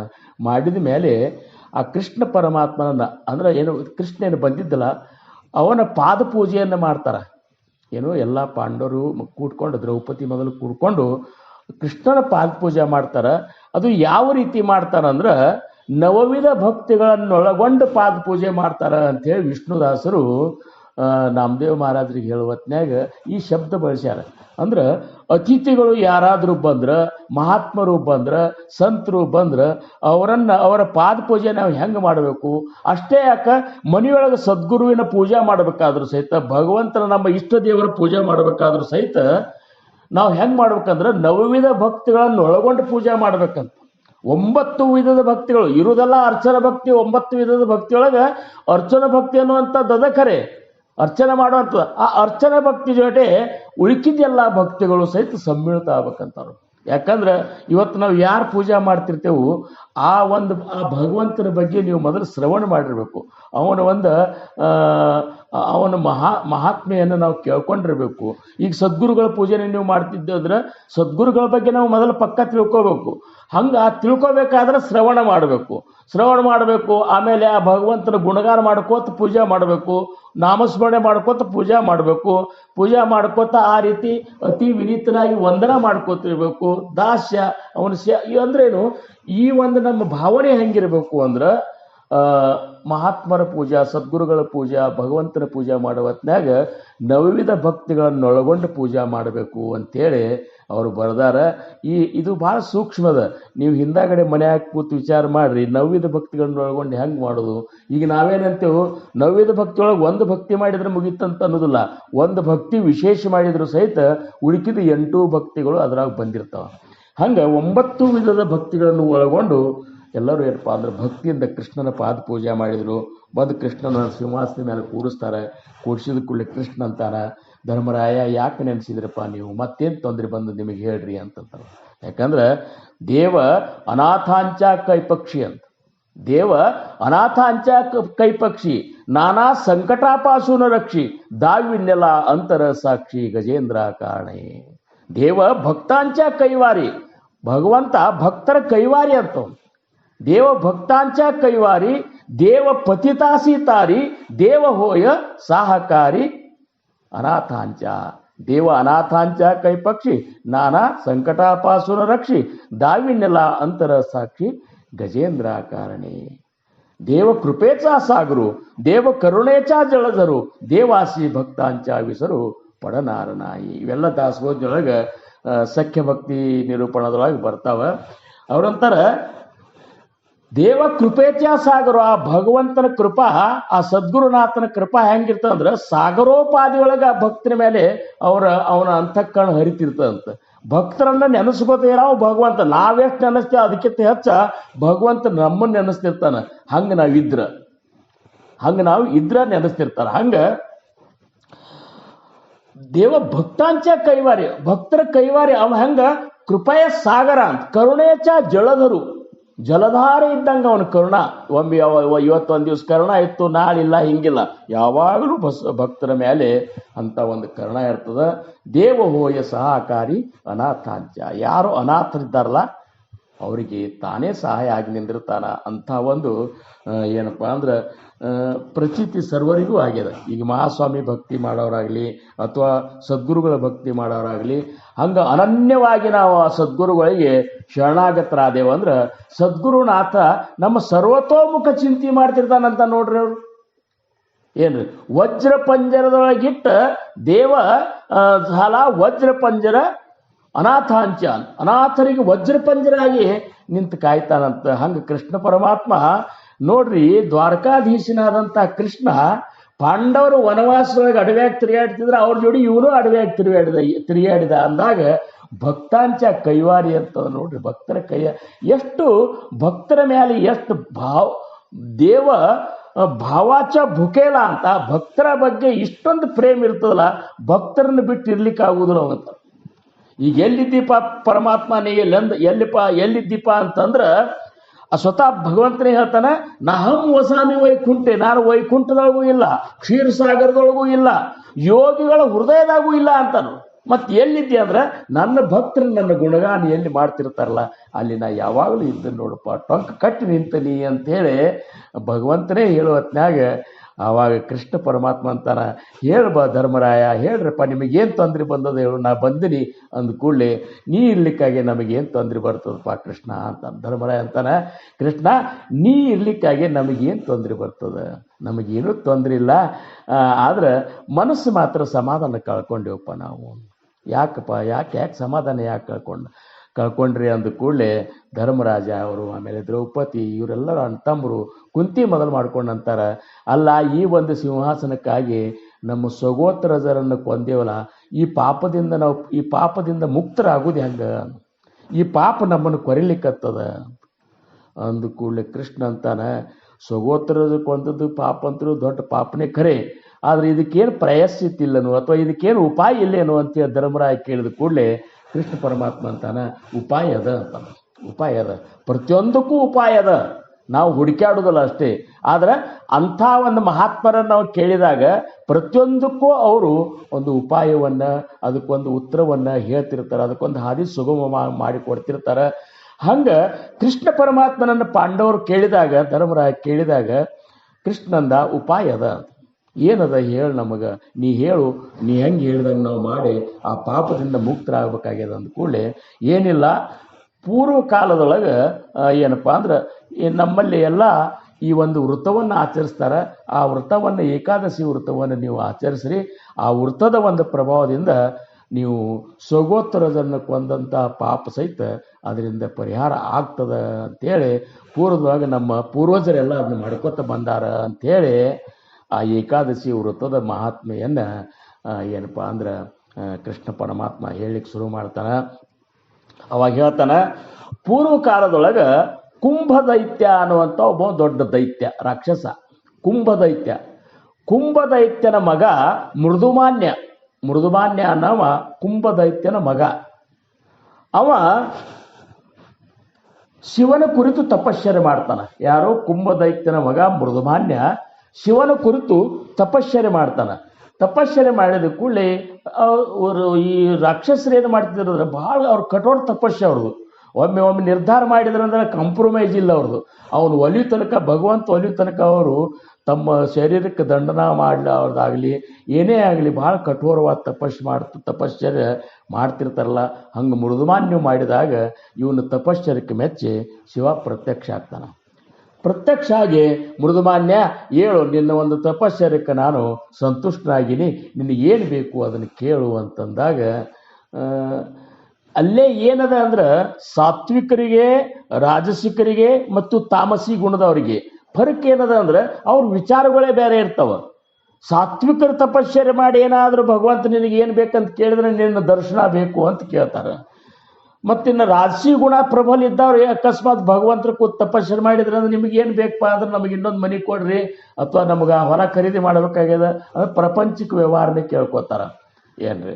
ಆಮೇಲೆ ತಾಮಸಿ ಗುಣದವ್ರು ಏನಂತಾರೆ, ನಾವು ಒಟ್ಟು ಎಲ್ಲರಿಗಿಂತ ಮೇಲೆ ನಾವೇ ಆಗಬೇಕು, ನಮಗೆ ಸಾವು ಬಂದಿರಬಾರ್ದು, ಎಲ್ಲರೂ ನಮ್ಮ ಅಂಡರ್ನಾಗೆ ನಮ್ಮ ಸೇವಕರಾಗಬೇಕು, ಎಲ್ಲರನ್ನೂ ಏನಪ್ಪ ಅಂದ್ರೆ ನಾವು ಅವ್ರನ್ನ ನಮ್ಮ ಕಾಲು ಕೆಳಗೆ ನಾವು ನಿಂದ್ರಿಸ್ಕೋಬೇಕು. ಹಂಗೆ ಒಟ್ಟೆ ಏನಂದ್ರೆ ಅಟ್ಟಹಾಸದ ಒಂದು ಪ್ರವೃತ್ತಿ ಅವ್ರದ್ದು ಇರ್ತದೆ. ಅವಾಗ ಮೃದುಮಾನ್ಯ ಅಂತಾನೆ, ನಮಗೇನಿಲ್ಲ ಏನು ಈಗ ಹೆಂಗದ ಅಂದ್ರೆ ದುಷ್ಟರು ಎದಕ್ಕೆ ಅನಿಸ್ತಾರ ಅಂತಂದ್ರೆ ಅದು ವಿಶೇಷದ. ನಾ ಮುಂಬೈದೊಳಗಿದ್ದಾಗ ನಮ್ಮ ಗೆಳೆಯರೊಬ್ಬರು ಪ್ರಶ್ನೆ ಹಾಕಿದ್ರು ನನಗೆ. ಅವ್ರೇನಂದ್ರು, ನ್ಯಾಯ ನೀತಿ ಧರ್ಮ ಕಂಜದವರು ಅಂಜುವುದಾದರೂ ಯಾರಿಗೆ? ನ್ಯಾಯಕ್ಕೂ ಅಂಜುವುದಿಲ್ಲ, ನೀತಿಗೂ ಅನ್ನೋದಿಲ್ಲ, ಧರ್ಮಕ್ಕೂ ಅಂಜುವುದಿಲ್ಲ, ಮತ್ತು ಯಾರಿಗೆ ಅನಿಸ್ತಾರ ಅಂತ ಕೇಳಿದಾಗ ನಾ ಅಂದೆ, ಅವ್ರು ಯಾರಿಗೂ ಅಂಜುವುದಿಲ್ಲ, ಸಾವಿಗೆ ಅನಿಸ್ತಾರ ಅಂತೇಳಿ. ಹಂಗೆ ದುಷ್ಟರು ಸಾವಿಗೆ ಒಂದು ಅನಿಸ್ತಿರ್ತಾರೆ, ಉಳ್ಕಿದ್ದಕ್ಕೆ ಅದಕ್ಕೂ ಅಂಜುವುದಿಲ್ಲ. ಅಂಥ ಒಂದು ಭಯ ಆ ಮೃದುಮಾನ್ಯಗಿತ್ತು. ಅವ ಮೂರು ಲೋಕದ ಮೇಲೆ ಅಧಿಪತ್ಯ ಸಾಧಿಸಬೇಕನ್ನುವಂಥ ಛಲ, ಅದರ ಜೊತೆ ನನಗೆ ಸಾವು ಬಂದಿರಬಾರ್ದು ಅನ್ನುವಂಥ ಒಂದು ಇದರಿಂದ ಅವ ತಪಶ್ಚರ್ಯ ಮಾಡಿದ್ದ. ನನಗೆ ಯಾರಿಂದನೂ ಸಾವಾಗಿರಬಾರ್ದು ಅಂತ ವರ ಕೊಡುವಂತೇಳಿ ಶಿವನ ಬೇಡ್ಕೊತಾನೆ. ಶಿವ ಅಂದ್ರೇನು, ಬೋಳೆ ಸ್ವಭಾವದವ. ಏನು ಒಮ್ಮೆ ಇವ್ರು ನೋಡಿರಲಿ, ಭಸ್ಮಾಸುರ ನೋಡಿದ್ರಲ್ಲ, ರಾವಣ, ಇವರೆಲ್ಲ ಅವ್ರು ಕೇಳಿದ್ರೆ ಅವ್ರು ಪಾರ್ವತಿನ ಕೊಟ್ಟು ಕಳಿಸ್ಬಿಟ್ಟಿದ್ದಂತ. ಅಂಥ ಬೋಳೆ ಸ್ವಭಾವ. ಆಯ್ತಪ್ಪ ಅಂತಂದ, ಆಯ್ತಪ್ಪ ನಿನಗೆ ಯಾರಿಂದಲೂ ನಿನ್ನ ಮರಣ ಆಗ್ಲಾರ್ದಂಗೆ ವರ ಕೊಟ್ಟರು ಅಂದ ಕೂಡಲೇ ಏನು ಅಟ್ಟಹಾಸದಿಂದ ನಗಲಿಕ್ಕೆ ಶುರು ಮಾಡಿಬಿಟ್ಟು, ನನಗಿನ್ನು ಇನ್ನು ಮರಣ ಯಾರಿಂದಲೂ ಇಲ್ಲ ಅಂದ ಕೂಡಲೇ ಮತ್ತು ಮೃದುಮಾನ್ಯ ಅಗದಿ ಏನು ಅಟ್ಟಹಾಸದಿಂದ ನಗಲಿಕ್ಕೆ ಶುರು ಮಾಡಿದ. ಅವ್ರು ನಗಲಿಕ್ಕೆ ಹತ್ತು ಕೂಡಲೇ ಅವನ ನಗು ಒಂದು ಒಳಗಿನ ಒಂದು ಹೇತು ನೋಡ್ಕೊಂಡು ಶಿವ ಅಂದ, ಈ ಘಾತ ಮಾಡ್ಕೊಂಡಂಗೆ ಆತಿದ್ವು ಅಂತಂದವ. ಯಾಕಂದ್ರೆ ಈ ರಾಕ್ಷಸರೇನು ಮಾಡ್ತಾರೆ, ತಪಶ್ಚರ್ಯ ಮಾಡ್ತಾರೆ, ನಮ್ಮನ್ನು ಹೊಲಸ್ಕೋತಾರ, ನಾವು ಬೋಯಸಾಗೋದ್ರಿಂದ ವರ ಕೊಟ್ಟು ಬಿಡ್ತೇವೆ, ಖರೆ ಅದರಿಂದ ಮತ್ತೆ ನಮಗೆ ತೊಂದರೆ ಮಾಡ್ತಾರೆ ಇವರು ಅಂತೇಳಿ ತಿಳ್ಕೊಂಡು ನಿಂದ್ರಿ ಮೃದುಮಾನ ಅಂದರು. ನಿನಗೆ ಯಾರಿಂದನೂ ನಿನಗೆ ಸಾವು ಬರಲಾರ್ದಂಥ ವರ ಕೊಟ್ಟನ ಖರೆ, ಆದ್ರೆ ಒಂದು ಮಾತ್ರ ಖರೆ, ತಂದೆ ತಾಯಿ ಇರಲಾರ್ದ ಯಾರು ಹುಟ್ಟಿರ್ತಾರಲ್ಲ ಅವರಿಂದ ಮಾತ್ರ ನಿನಗೆ ಮರಣದ. ಮೃದುಮಾನ್ಯ ಅಂತಾನೆ, ತಂದೆ ತಾಯಿ ಇರಲಾರ್ದ ಹುಟ್ಟುತ್ತಾರೆ ಯಾರಂತ. ಮತ್ತು ತಂದೆ ತಾಯಿ ಇರಲಾರ್ದ ಹುಟ್ಟುದಿಲ್ಲ ಅಂದಾಗ ಅಂಥ ಹುಟ್ಟುದಿಲ್ಲ ಅಂತಂದಾಗ ನನಗೆ ಸಾವೆಲ್ಲಿ ಬರ್ತಾ ಅಂತೇಳಿ ಇರ್ಲಾರ ತಂದು ಬಿಡ್ತಾನೆ, ಅಂದು ಹೋಗ್ತಾನೆ. ಹಂಗೆ ಏನಪ್ಪ ಅಂದ್ರೆ ಅಟ್ಟಹಾಸದಿಂದ ಮೊದಲಿಗೆ ಇಂದ್ರಲೋಕದ ಮೇಲೆ ಮುತ್ತಿಗೆ ಹಾಕ್ತಾನೆ, ಅಮರಾವತಿ ಅದೆಲ್ಲ ವಶಪಡಿಸ್ಕೊಂಡು ಬಿಡ್ತಾನೆ. ಮತ್ತು ಇಂದ್ರಗಣ ಎಲ್ಲ ಕೂಡಿಸಿ ಯುದ್ಧ ಮಾಡಿದ್ರು ಸಹಿತ ಇವಾಗ ಸಾವನೇ ಇಲ್ಲ ಅಂದರೆ ಇವಾಗ ಏನಾಗಬೇಕಾಗಿದೆ ಹೇಳ್ರಿ. ಅಂದಕ್ಕೂಲೆ ಇಂದ್ರನೂ ಗಾಬರಿ ಆಗ್ತಾನೆ. ಹೋಗಿ ಸೀದಾ ಏನಂದ್ರೆ ಹಂಗೆ ತನ್ನ ಗಣ ತಾನು ಎಲ್ಲ ಕೂಡಿಸ್ಕೊಂಡು ಬ್ರಹ್ಮಲೋಕಕ್ಕೆ ಹೋಗ್ತಾರೆ. ಬ್ರಹ್ಮಲೋಕಕ್ಕೆ ಹೋದ ಕೂಡಲೇ ಬ್ರಹ್ಮ ಅಂತಾನೆ, ಈ ಮಂದಿ ಎಲ್ಲ ನಮ್ಮ ಕಡೆ ಯಾಕೆ ಬಂತಪ್ಪ ನಮ್ಮ ಲೋಕಕ್ಕೆ ಅಂತೇಳಿ. ಯಾಕಂದ್ರೆ ಸಾತ್ವಿಕ ಗುಣ ಬ್ರಹ್ಮಂದು. ಅವಂತಾನ ಏನು ಮಾಡೋದು, ಹಿಂಗೆಲ್ಲ ಆಗ್ಯದ. ಇವ ಶಿವ ಇದು ಕೊಟ್ಟು ಬಿಟ್ಟಾನ, ವರ ಕೊಟ್ಟು ಬಿಟ್ಟಾನ, ಮೃದುಮಾನ್ಯ ಬೆನ್ನತ್ಯಾನ, ನಮ್ಮ ಅಮರಾವತಿ ಇಂದ್ರಲೋಕವನ್ನೆಲ್ಲ ಅವನು ವಶಪಡಿಸ್ಕೊಂಡು ಬಿಟ್ಟಾನ, ನಾವು ಅಂಜಿ ಓಡ್ಲಿಲ್ಲ ಅಂತೇಳಿ ಬಂದೆವು, ನಮ್ಗೆ ಹೆಂಗಾರೆ ಮಾಡಿ ರಕ್ಷಣೆ ಮಾಡಪ್ಪ ಅಂತೇಳಿ ಬ್ರಹ್ಮನ ಕೇಳ್ಕೊಂಡು ಕೂಡಲೇ ಬ್ರಹ್ಮ ಅಂತಾನ, ನಾವೇನು ಮಾಡಪ್ಪ ಅಂತಂದ್ರೆ ಸುಮ್ಮನೆ ನಾವು ಮಂತ್ರ ತಂತ್ರ ತಿನ್ ಮಾಡ್ಕೊತೀರಾರು, ನಮಗೆ ಹೆಂಗೆ ಆಗ್ತದ್ರು ಅಂತೇಳಿ ಬ್ಯಾಡ, ನಮ್ಮ ಕೈಲಿ ನೀವು ಮಾತಲ್ಲ, ನೀವು ಕೂಡ್ಸೇವು ವಿಷ್ಣು ಲೋಕಕ್ಕೆ ಹೋಗು ನಡ್ರಿ ಅಂತ. ಆವಾಗ ಬ್ರಹ್ಮಲೋಕದ ಮಂದಿ ಎಲ್ಲ, ಆಮೇಲೆ ಇಂದ್ರಲೋಕದ ಮಂದಿ ಎಲ್ಲ ಕೂಡಿಸಿ ವಿಷ್ಣು ಲೋಕಕ್ಕೆ ಹೋಗ್ತಾರೆ. ವಿಷ್ಣು ಅಂತಾನ, ಈ ಮಂದಿ ಬಂದದಂದ್ರೆ ಏನೋ ಒಂದು ಅನಾಹುತ ಆಗ್ಯದ ಅಥವಾ ಅಂಥ ಒಂದು ಸಂಕಟ ಬಂದದ ಅಂತ ತಿಳ್ಕೊಂಡು ಬರ್ರಿಪ್ಪ ಏನಾಗ್ಯದ ಬ್ರಹ್ಮಕ್ಕೆ ಕೇಳ್ತಾರೆ. ಏನೆಲ್ಲ ಹಿಂಗೆ ಆಯ್ಕೆ ಕೂತದ. ಶಿವಾರ್ಯ ಮೃದುಮಾನ್ಯ ರಾಕ್ಷಸಿಗೆ ವರ ಕೊಟ್ಟಾನ. ಅವ ಅಟ್ಟಹಾಸದಿಂದ ಈಗ ಬ್ರಹ್ಮಲೋಕನೂ ವಶಪಡಿಸ್ಕೊಂಡ, ಆಮೇಲೆ ಇದನ್ನು ವಶಪಡಿಸ್ಕೊಂಡ ಅಂತೇಳಿ ಹೇಳಿದ ಕೂಡಲೇ ವಿಷ್ಣು ಅಂತಾನ, ಬರ್ಲಿ ತಡಿ ಅಂತ ಅಂದ ಕೂಡಲೇ ಹಿಂದೆ ಬಂದೇ ಬಿಡ್ತಾನ ಮೃದುಮಾನ್ಯ. ಏನಂತಿ ಬಾ ಯುದ್ಧಕ್ಕೆ ಬರ್ತೀಯೋ ಏನವಪ್ಪ, ನನಗೆ ಶರಣಾಗತಿ ಆಗ್ತೀವೋ ಅಂತ ವಿಷ್ಣುನ ಕೇಳ್ತಾನ ಮೃದುಮಾನ್ಯ.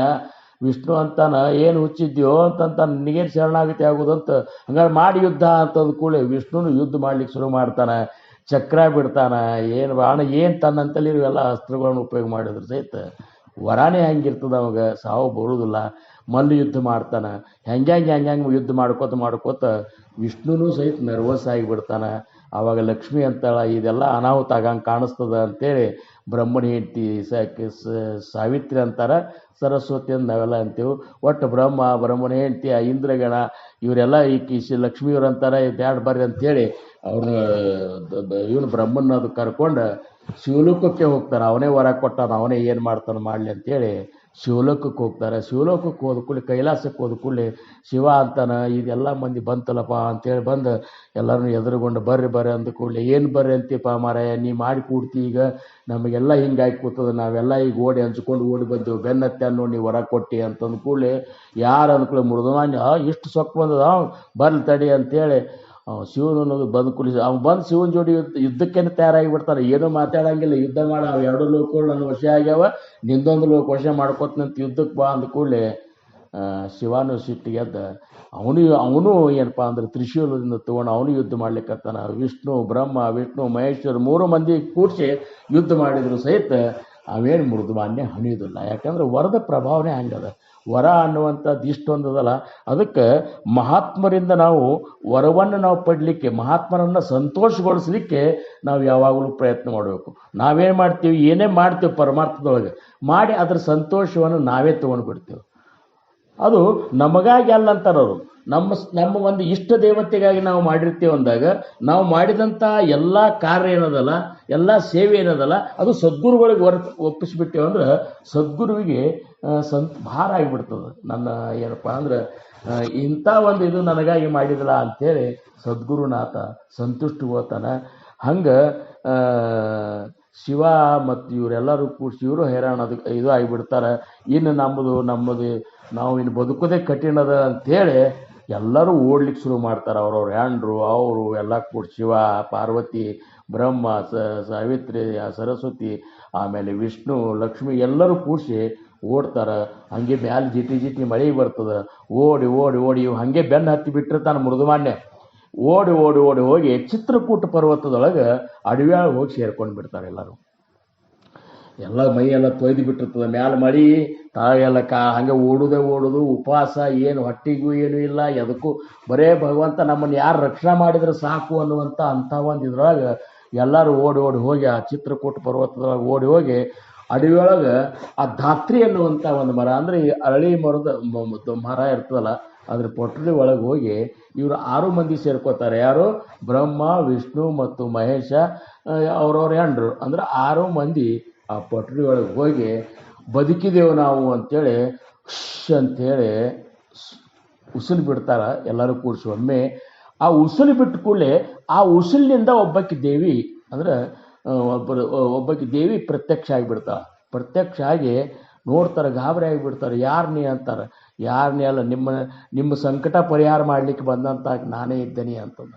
ಹಂಗಾರೆ ಎಲ್ಲಿದ್ದ ನಾವು ಮೃದುಮಾನ್ಯ, ನಿಮಗೆ ಈ ರೀತಿ ಸಂಕಟ ಮಾಡಿದವ, ನನ್ನನ್ನು ಯಾರು ನನ್ನ ಈ ರೀತಿ ನಿಮಗತ್ತೆ ಇಷ್ಟು ತ್ರಾಸ ಮಾಡಿಕೊಂಡು ನನ್ನನ್ನು ಯಾರು ಇದನ್ನು ಬೇಡ್ಕೊತಿರ್ತಲ್ಲ ಅವರಿಗಾಗಿ ನಾನು ಬಂದಿರ್ತೀನಿ, ಅದಕ್ಕೆ ನಿಮಗಾಗಿ ನಾ ಬಂದನಿ ಅಂಥೇಳಿ ಹೊರಗೆ ಬಂದು ಮೃದುಮಾನ್ಯಗಂತಾಳೆ, ಬಾ ಇಲ್ಲಿ ನನ್ನ ಜೋಡಿ ಯುದ್ಧಕ್ಕಂತ. ನೀ ಯಾರು ಅಂತಾರೆ. ನನ್ನೇ ಯಾರು ಅಂತೇನು ಕೇಳ್ತಿ?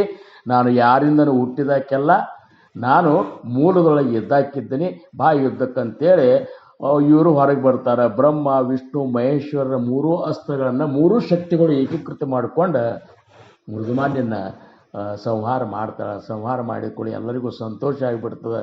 ಎಲ್ಲರೂ ಏನದ ಏಕಾದಶಿ ದೇವಿಗೆ ನಮಸ್ಕಾರ, ಎಲ್ಲರೂ ಸಾಷ್ಟಾಂಗ ನಮಸ್ಕಾರ ಹಾಕ್ತಾರೆ. ಹೇಳ್ರಿ ಅಂತಾರೆ, ಎಂಥ ಒಂದು ಉಪಕಾರ ಮಾಡಿದೆ ತಾಯಿ, ನಿನ್ನ ಉಪಕಾರಕ್ಕೆ ಋಣಿಯಾಗಿ ನಾವು ನಿನಗೇನು ಮಾಡಬೇಕು ಅದನ್ನು ಅಂತೇಳಿ ಕೇಳ್ತಾರೆ ಅವರು. ಅಂದ್ರೆ ಯಾರೇ ಉಪಕಾರ ಮಾಡಿದ ಕೂಡಲೇ ಕೇಳಬೇಕಾಗ್ತಾ ಕೇಳ್ತಾರೆ. ಕೇಳಿದ ಕೂಡಲೇ ಅವಾಗ ಆ ಏಕಾದಶಿ ಅಂತ, ನೀನು ಯಾರು ಆ ತಾಯಿ ಅಂದ ಕೂಡಲೇ ನಾ ಯಾರು ಅಲ್ಲ, ನಾನು ಏಕಾದಶಿ. ಅವತ್ತು ಏಕಾದಶಿ ತಿಥಿ ಇರ್ತದೆ. ನಾನು ಏಕಾದಶಿ, ನಾನು ಇಂಥ ಸಂಕಟ ಪರಿಹಾರ ಮಾಡಲಿಕ್ಕೆ ನಾನು ಬಂದನಿ. ನಾನು ಯಾರೆಂದೂ ಹುಟ್ಟಿಲ್ಲ, ನನಗಿಂತ ಮೂಲದೊಳಗೂ ಯಾರೂ ಇಲ್ಲ. ಅಂತಂದಾಗ ಮತ್ತು ಆ ಪರಬ್ರಹ್ಮ ಸ್ವರೂಪನೇ ನಾ ಇದ್ದೀನಿ ಅಂದಂಗಾತು. ಅದಕ್ಕೆ ಮತ್ತು ಇದಕ್ಕೆ ನೀ ಮಾಡಿದ ಉಪಕಾರಕ್ಕೆ ನಾವು ಪ್ರತಿಯಾಗಿ ನಿನ್ನ ವೃತ್ತವನ್ನಾದರೂ ನಾವು ಆಚರಿಸ್ಬೇಕಲ್ಲ ಅಂತಂದ ಕೂಡಲೇ ಆಚರಿಸ್ರಿ. ಇವತ್ತು ಹೆಂಗೆ ಆಚರಿಸಿಲ್ಲ ಹಿಂಗೆ ಆಚರಿಸ್ರಿ. ಅಂದರೆ ಸಂಕಟ ಬಂದಾಗ ನನ್ನ ನೆನಿಬೇಕು. ಆಮೇಲೆ ಇವತ್ತು ಹೆಂಗೆ ಪೂರ್ಣ ರಾತ್ರಿ ಬೆಳತನಕ ಜಾಗರಣೆ ಆತ್ ನಿಮ್ಮದು. ಆಮೇಲೆ ನದಿ ದಾಟಿ ಬಂದ್ರಿ, ಮ್ಯಾಲೆ ಮಳೆ ತೊಯ್ಸ್ಕೊಂಡ್ರಿ, ಉಪವಾಸ ಇದ್ರಿ, ಆಮೇಲೆ ನನ್ನನ್ನು ನೆನೆಸ್ಕೊತಿದ್ರಿ ಪಾರು ಮಾಡು ಅಂತೇಳಿ. ಈ ಟೈಪ್ ಯಾರು ನನ್ನನ್ನು ಸ್ಮರಣ ಇಟ್ಕೊಂಡು ಮಾಡ್ಕೋತ ಪೂರ್ಣ ಉಪವಾಸ ಇದ್ದು ನನ್ನ ನೆನೆಸ್ತಾರ, ಅವರ ಎಲ್ಲ ಸಂಕಟಗಳನ್ನು ನಾನು ಪರಿಹಾರ ಮಾಡ್ತೀನಿ ಅಂಥೇಳಿ ಆ ತಾಯಿ ಹೇಳ್ತಾಳೆ. ಅಷ್ಟು ಹೇಳಿದ ಕೂಡಲೇ ವಿಷ್ಣು ಅಂತಾನ ತನ್ನ ಸೇವಕರಿಗೆ ಹೇಳಿ 3 ಲೋಕದಾಗ ಡಂಗ್ರ ಮಾಡಿಸಿಬಿಟ್ರಂತ. ಈ ಏಕಾದಶಿ ದಿವಸ, ಇವತ್ತಿನ ಈ ಏಕಾದಶಿ ದಿವಸ ಯಾರೂ ಬಾಯಾಗ ಹೊಂದಾನೆ ಹನಿ ನೀರು ಹಾಕಿರಬಾರ್ದು ಅಂತೇಳಿ ಎಲ್ಲರೂ ಏಕಾದಶಿ ವೃತ್ತ ಆಚರಿಸ್ಬೇಕು. ಯಾರೂ ಬಾಯಾಗ ಹೊಂದಾನೆ ನೀರು ಹಾಕಿರಬಾರ್ದು ಅಂಥೇಳಿ ಡಂಗ್ರ ಹೊಡಿಸಿಬಿಡ್ತಾರೆ. ಡಂಗ್ರ ಹೊಡಿಸಿ ಕೂಡಲೇ ಮತ್ತು ಕೂಸಿಗೆ ಹಾಲು ಸಹಿತ ಕೊಡಬಾರ್ದು, ದನಕ್ಕೆ ಮೇವು ಸಹಿತ ಕೊಡಬಾರ್ದು, ಇಷ್ಟು ಕಠೋರವಾಗಿ ನಿಯಮಗಳನ್ನು ಹಾಕಿಬಿಡ್ತಾರೆ. ಆವಾಗ ನಾರದರು ಬರ್ತಾರಲ್ಲಿ. ನಾರದ್ರು ಬಂದ್ರೆ ಅಂತಾರೆ, ಹೌದು ಮತ್ತು ಈ ಏಕಾದಶಿ ಮಾಡಿದ್ರೆ ಅವ್ರ ಸಂಕಟಗಳೆಲ್ಲ, ಅವ್ರ ಪಾಪಗಳೆಲ್ಲ ನಾಶ ಹೋಗ್ತಾವ ಅಥವಾ ಪಾಪ ಅವ್ರನ್ನ ಬಿಟ್ಟು ಹೋಗ್ತಾವ ಅಂತ್ರಿ. ಮತ್ತು ಹಂಗಾರ ಪಾಪಗಳು ಎಲ್ಲಿ ಹೋಗ್ಬೇಕು ಅಂತ ಕೇಳ್ತಾರವ್ರು. ಏಕಾದಶಿ ಎಲ್ಲರೂ 3 ಲೋಕದಾಗೂ ಮಾಡ್ಲಿಕ್ಕತ್ರು, ಮತ್ತು ಹಂಗಾರ ಪಾಪಗಳು ಎಲ್ಲಿ ಹೋಗ್ಬೇಕು ಅಂದ ಕೂಡಲೇ ಏಕಾದಶಿ ದೇವಿ ಅಂತಾಳ, ಯಾರು ಏಕಾದಶಿ ಮಾಡೋದಿಲ್ಲಲ್ಲ ಅವ್ರು ಇದ್ರಾಗ ಹೋಗಿ ಸೇರ್ಕೊಳ್ಳೆವು, ಇವರು ಮಾತ್ರ ಪಾಪನ ನಿವಾರಣೆ ಮಾಡ್ತೀನಿ ಅಂತ ಹೇಳ್ತಾಳೆ. ಹೇಳಿದ ಕೂಡಲೇ ಆವಾಗ ಶಿವ ಅಂತಾನೆ, ಮತ್ತು ನಮಗೂ ಒಂದು ದಿವಸ ಏಕಾದಶಿ ನಮಗೂ ಸೇವಾದ ಚಾನ್ಸ್ ಕೊಡ್ರಿ ಅಂತಂದು ಕೂಡಲೇ ಭಾಗವತ ಏಕಾದಶಿ ಹಿಂದಿನ ದಿವಸ, ಮೊದಲೇ ದಿವಸ ಅರ್ಧ ಏಕಾದಶಿ ನಿಮಗೆ ಅಂತ ಹೇಳಿ ಮೊದಲು ಸ್ಮಾರ್ತ ಏಕಾದಶಿ, ಆಮೇಲೆ ಭಾಗವತ ಏಕಾದಶಿ ಅಂತ 2 ಏಕಾದಶಿ ಬರ್ತಾವೆ. ಅವತ್ತಿನ ದಿವಸ ನಾವು ಏಕಾದಶಿ ಯಾರು ಮಾಡ್ತಾರಲ್ಲ ಅವರೆಲ್ಲ ಸಂಕಟಗಳು ಪರಿಹಾರ ಆಗ್ತವೆ. ಅವ್ರಿಗೊಂದು ದೊಡ್ಡ ಏನಪ್ಪ ಅಂದ್ರೆ ಭಗವಂತರ ಕೃಪಾ ಪಾತ್ರ ಆಗ್ತದ ಅಂತ ಈ ಒಂದು ಏಕಾದಶಿ ಆ ದೇವಿ ಹೇಳ್ತಾಳೆ. ಹೇಳಿದ ಕೂಡಲೇ ಆವಾಗ ಏಕಾದಶಿ ಹೆಂಗೆ ಮಾಡಬೇಕು ಅಂದರೆ ಹಿಂಗೆ ಉಪವಾಸ ಮಾಡಬೇಕು ಅಂತ ಹೇಳ್ತಾರೆ. ಉಪವಾಸ ಅಂದರೆ ಮತ್ತು ಅದಕ್ಕೆ ಹೆಂಗೆ ಅಂದ್ಕೂಡ ಮುಂದೆ ಏನದಲ್ಲ ಈ ಶಾಸ್ತ್ರಗಳು ಅದಕ್ಕೊಂದು ನೇಮ್ ಹಾಕಿದ್ದು. ಕೆಲವೊಬ್ಬರು ನಿರಾಹಾರದಿಂದ ಏನೂ ಒಂದು ಹನಿ ನೀರು ಸಹಿತ ತೊಗೊಳಾರ್ದೆ ಅವತ್ತಿನ ದಿವಸ ಉಪವಾಸ ಮಾಡ್ತಾರೆ. ಕೆಲವೊಬ್ರು ಏನು ಮಾಡ್ತಾರೆ, ದುಗ್ಧಾಹಾರ ಯಾವುದೇ ನೀರು ಪದಾರ್ಥ ತೊಗೊಂಡು ಅವರು ಮಾಡ್ತಾರೆ. ಆಮೇಲೆ ಫಳಾಹಾರ ಅಂತೇಳಿ ಅವ್ರವ್ರ ಒಂದು ಶರೀರಕ್ಕೆ ಅನುಗುಣವಾಗಿ, ವಯಸ್ಸಿಗೆ ಅನುಗುಣವಾಗಿ ಮಾಡ್ತಾರೆ. ಮುಖ್ಯ ಏನಂದ್ರೆ ಏಕಾದಶಿ ಅಂದ್ರೇನು, ಅವತ್ತಿನ ದಿವಸ 10 ಇಂದ್ರಿಯಗಳು, 11ನೇ ಇಂದ್ರಿಯವಾಗಿರುವಂಥ ಮನಸ್ಸ, ಇವೆಲ್ಲ ಒಂದೇ ದಿಶೆಯೊಳಗೆ ಭಗವಂತನ ಕಡೆ ಹರಿಬೇಕು. ಭಗವಂತನ ನಾಮಸ್ಮರಣೆ ಒಳಗೆ ಅವತ್ತಿನ ದಿವಸ ಕಾಲ ಕಳೆದ್ರೆ ಆ ಏಕಾದಶಿಯ ಫಲ ಎಲ್ಲರಿಗೂ ಸಿಗ್ತದೆ ಅಂತಂತಾರೆ. ಇಂಥ ಒಂದು ಅದ್ಭುತವಾದಂತಹ ಏನಪ್ಪ ಅಂದ್ರೆ ಫಲ ಏಕಾದಶಿದ. ಹಂಗೆ ನಾವು ವಿಚಾರ ಮಾಡಿದ್ದೇವೆ ಅಂದ್ರೆ ಯಾರಿಂದಲೂ ಹುಟ್ಟಿಲ್ಲ, ಎಲ್ಲರಿಗಿಂತ ಮೂಲದೊಳಗಿರುವಂಥವ್ರು ಯಾರಪ್ಪ ಅಂದ್ರೆ ಅವನೇ ನಿರ್ಗುಣ ನಿರಾಕಾರ ಅದು ಪರಬ್ರಹ್ಮ. ಆ ಸ್ವರೂಪವೇ ಮಹಾಸ್ವಾಮಿಯ ಸ್ವರೂಪದ, ಆ ಸ್ವರೂಪವೇ ಸದ್ಗುರು ಸಮರ್ಥ ರಂಗರಾವ್ ಮಹಾರಾಜರ ಸ್ವರೂಪದ. ಆಗಿ ಹೋದಂಥ ಎಲ್ಲ ಸದ್ಗುರು ವರ್ಯರ ಆ ಸ್ವರೂಪ ಏನದಲ್ಲ ಅದೇ ವಿಮಲ ಬ್ರಹ್ಮನ ಸ್ವರೂಪದ. ಆ ವಿಮಲ ಬ್ರಹ್ಮನ ಸ್ವರೂಪನೇ ಏಕಾದಶಿ ಅನ್ನುವಂಥ ಒಂದು ವೃತ್ತದೊಳಗೆ ಸಾಧ್ಯ ಆಗ್ತದೆ. ಆ ಬ್ರಹ್ಮನ ಒಂದು ಸಾಕ್ಷಾತ್ಕಾರ ಆ ಏಕಾದಶಿ ಮಾಡೋರಿಗೆ ಆಗ್ತದೆ ಅನ್ನುವಂಥ ಮಾತ ಈ ಒಂದು ಏಕಾದಶಿ ಮಹಾತ್ಮೆಯೊಳಗೆ ವಿಷ್ಣುದಾಸರು ನಾಮದೇವ ಮಹಾರಾಜರಿಗೆ ಈ ಒಂದು ಇದು ಹೇಳ್ಯಾರ. ಬಹುಶಃ ಬಹಳಷ್ಟು ಕಥೆಗಳವ ಏಕಾದಶಿ ಬಗ್ಗೆ, ಏಕಾದಶಿ ಮಹಾತ್ಮ ಬಗ್ಗೆ, ಅಂಬರೀಷ ಋಷಿ ಬಗ್ಗೆ ಅದ. ಇನ್ನು ಬಹಳಷ್ಟು ಕಥೆಗಳು ಏಕಾದಶಿ ಮಹಾತ್ಮೆಯನ್ನು ಕೊಂಡಾಡ್ತವೆ. ಅದರ ಮೂಲ ಏಕಾದಶಿ ಹೆಂಗೆ ಪ್ರಾರಂಭ, ಏಕಾದಶಿ ಎಲ್ಲಿಂದ ಆ ಒಂದು ಏಕಾದಶಿ ದೇವಿಯ ಒಂದು ಇದು ಪ್ರಾದುರ್ಭಾವ ಆತು ಅನ್ನುವಂಥದ್ದು ಈ ಒಂದು ಕಥೆಯೊಳಗೆ ನಮಗೆ ತಿಳಿದು ಬರ್ತದೆ. ಅದಕ್ಕೆ ಅಂಥ ಪಾಂಡುರಂಗನ ಭಕ್ತರು, ಭಾಗವತ ಆಮೇಲೆ ಸ್ಮಾರಕ ಎಲ್ಲರೂ ಪ್ರತಿಯೊಬ್ಬರು ಏಕಾದಶಿ ಮಾಡ್ತಾರೆ. ಅದೊಂದು ಭಾಗವತದೊಳಗೆ ಅದೊಂದು ಧರ್ಮ ಅಂತ, ಅದನ್ನು ಅಷ್ಟೊಂದು ಕಟ್ಟುನಿಟ್ಟಿನಿಂದ ಮಾಡ್ತಾರೆ. ನಾವಾದರೂ ಎಲ್ಲರೂ, ನಮ್ಮ ಮಹಾರಾಜರಾದರು ಸದ್ಗುರು ಸಮರ್ಥ ರಂಗರಾವ್ ಮಹಾರಾಜರಾದರು ನಮ್ಮ ಎಲ್ಲ ಶಿಷ್ಯ ಮಂಡಳಿಗೆ ಹೇಳ್ತಿದ್ರು ಏಕಾದಶಿ ಮಾಡ್ರಪ್ಪ ನೀವು ಅಂತೇಳಿ. ಆ ಏಕಾದಶಿ ಈಗ ಮಹಾಸ್ವಾಮಿ ಭಕ್ತರು ಎಲ್ಲರೂ ಏಕಾದಶಿ ಮಾಡ್ತಾರೆ, ಅವರಂತರೂ ಮಾಡೇ ಮಾಡ್ತಾರೆ. ಯಾಕಂದ್ರೆ ಪಾಂಡುರಂಗನೇ ಚಿದಂಬರ ಅವತಾರ ತಟ್ಕೊಂಡು ಬಂದಾಗ ಅದು ಅಲ್ಲಿ ವಾರ್ಕರಿ ಒಳಗೆ ಏನು ಮಾಡ್ತಾರೆ ಅದನ್ನೆಲ್ಲ ಇವರು ಅಷ್ಟೇ ಕಟ್ಟುನಿಟ್ಟಿನಿಂದ ಮಾಡ್ತಾರೆ. ಇರಲಿ, ಅದಕ್ಕೆ ಅಂಥ ಒಂದು ರಾಮಕೃಷ್ಣ ಅವತಾರ ತೋಚಿ ಆತ ಚಿದಂಬರ, ಅವನೇ ಚಿದಂಬರ ಆಗಿ ಬಂದಾನ ಅಂತೇಳಿ ವಿಠಾಬಾಯಿ ಅವ್ರು ಹೇಳ್ತಾರೆ. ಗರೀಬ ಸೋಂಗ ತೋದರಿಲ್ಲ, ಯಾಕಂದ್ರೆ ನೋಡ್ಲಿಕ್ಕೆ ಹಂಗೆ ಇದ್ರು, ಮುರುಗೋಳದಾಗ ಬ್ರಾಹ್ಮಣ ಬಡ ಬ್ರಾಹ್ಮಣ ಅಂತೇಳಿ ಕಾಣ್ತಿದ್ರು. ಆದ್ರೆ ಅವ್ರು ಮಾಡಿದಂಥ ಲೀಲೆಯೊಳಗೆ ನೋಡ್ಬೇಕಾದ್ರೆ ಅವರು ಬ್ರಾಹ್ಮಣ ನೋಡ್ಲಿಕ್ಕೆ ಅಷ್ಟೇ ಬಡವರು, ಖರೆ ಬ್ರಹ್ಮಾಂಡದ ನಾಯಕರೇ ಅವರಿದ್ದು ಅನ್ನುವಂಥದ್ದು ಅವ್ರು ಮಾಡಿದಂಥ ಲೀಲೆಗಳನ್ನು ನೋಡಿದಾಗ ನಮಗೆ ಗೊತ್ತಾಗ್ತದೆ. ವಿಠ್ಠಲವೋ ತೋಚಿಯಾಲ, ಅವನೇ ವಿಠ್ಠಲನೇ ಚಿದಂಬರ ಆಗಿ ಬಂದಾನ ಅಂತಾರೆ. ವಿಠ್ಠಲ ರಾಯಿ ರಕುಮಾಯಿ ಚಿದಂಬರ ಸಾವಿತ್ರಿ ಸರಸ್ವತಿ ಆಯಿ. ವಿಠ್ಠಲ ಚಿದಂಬರ ಆದ್ರೆ ಸಾವಿತ್ರಿ ಮತ್ತು ಸರಸ್ವತಿ ಆಯಿ ಇವರಿಬ್ಬರು ರುಕ್ಮಿಣಿ ಮತ್ತು ಇವರು ಆಗ್ಯಾರ ಅಂಥೇಳಿ ಇದ್ರಾಗ ಹೇಳ್ತಾರೆ. ನಾಮದೇವ ರಾಜಾರಾಮ, ರಾಜಾರಾಮ ಮಹಾರಾಜರು ನಾಮದೇವರ ಅವತಾರ. ನಾಮದೇವನೇ ಏನಪ್ಪ ಅಂದ್ರೆ ತುಕಾರಾಮನೇ ರಾಜಾರಾಮರಾಗಿ ಉದ್ಧವ ಪ್ರತಿಜ್ಞೆ ಮಾಡಿದ್ದಂತೆ. ಶತಕೋಟಿ ಅಭಂಗಗಳನ್ನು ರಚನೆ ಮಾಡ್ತಂತೆ ಪ್ರತಿಜ್ಞೆ ಮಾಡಿದಾಗ ಆ ಶತಕೋಟಿ ಅಭಂಗಗಳನ್ನು ಅವನಿಗೆ ಅವತಾರ ಕಾರ್ಯದಾಗೂ ಮಾಡಿದ. ನಂತರ ನಾಮದೇವ ಅವತಾರ ಕಾರ್ಯದೊಳಗೂ ಅಭಂಗಗಳನ್ನು ರಚನೆ ಮಾಡಿದರು. ತುಕಾರಾಮನ ಒಂದು ಇದ್ರೊಳಗಾದರೂ ಸಹಿತ 4,01,34,000 ಅಭಂಗಗಳನ್ನು ತುಕಾರಾಮ ಮಹಾರಾಜರು ತಮ್ಮ ಅಲ್ಪ ವಯಸ್ಸು 49 ವರ್ಷನಾಗೆ ಅಷ್ಟೊಂದು ಅಭಂಗಗಳನ್ನು ರಚನೆ ಮಾಡಿದರು. ಆಮೇಲೆ ರಾಜಾರಾಮ ಮಹಾರಾಜರಾದರೂ ಸಹಿತ 1,00,000 52,000 ಮ್ಯಾಲೆ ಚಿಲ್ಲರ ಅಭಂಗಗಳನ್ನು, ಉಳಿದ ಅಭಂಗಗಳನ್ನು ಅವರು ರಚನೆ ಮಾಡಿದ್ದಾರೆ. ಹಂಗೆ ನಾಮದೇವ ರಾಜಾರಾಮ ಐಸಾ ಧರುನಿಯ ನಾಮ, ರಾಜಾರಾಮ ಆಗಿ ಹೆಸರಿನಿಂದ ನಾಮದೇವರೇ ಮಹಾರಾಜರೇ ಬಂದಾರ ಅಂಥೇಳಿ ವಿಠಾಬಾಯಿ ಸಾಂಗತೆ ಕೂಣ. ಅವಾಗ ಏನಂತಾರ, ವಿಠಾಬಾಯಿ ಸಾಂಗತೆ ಕೂಣ.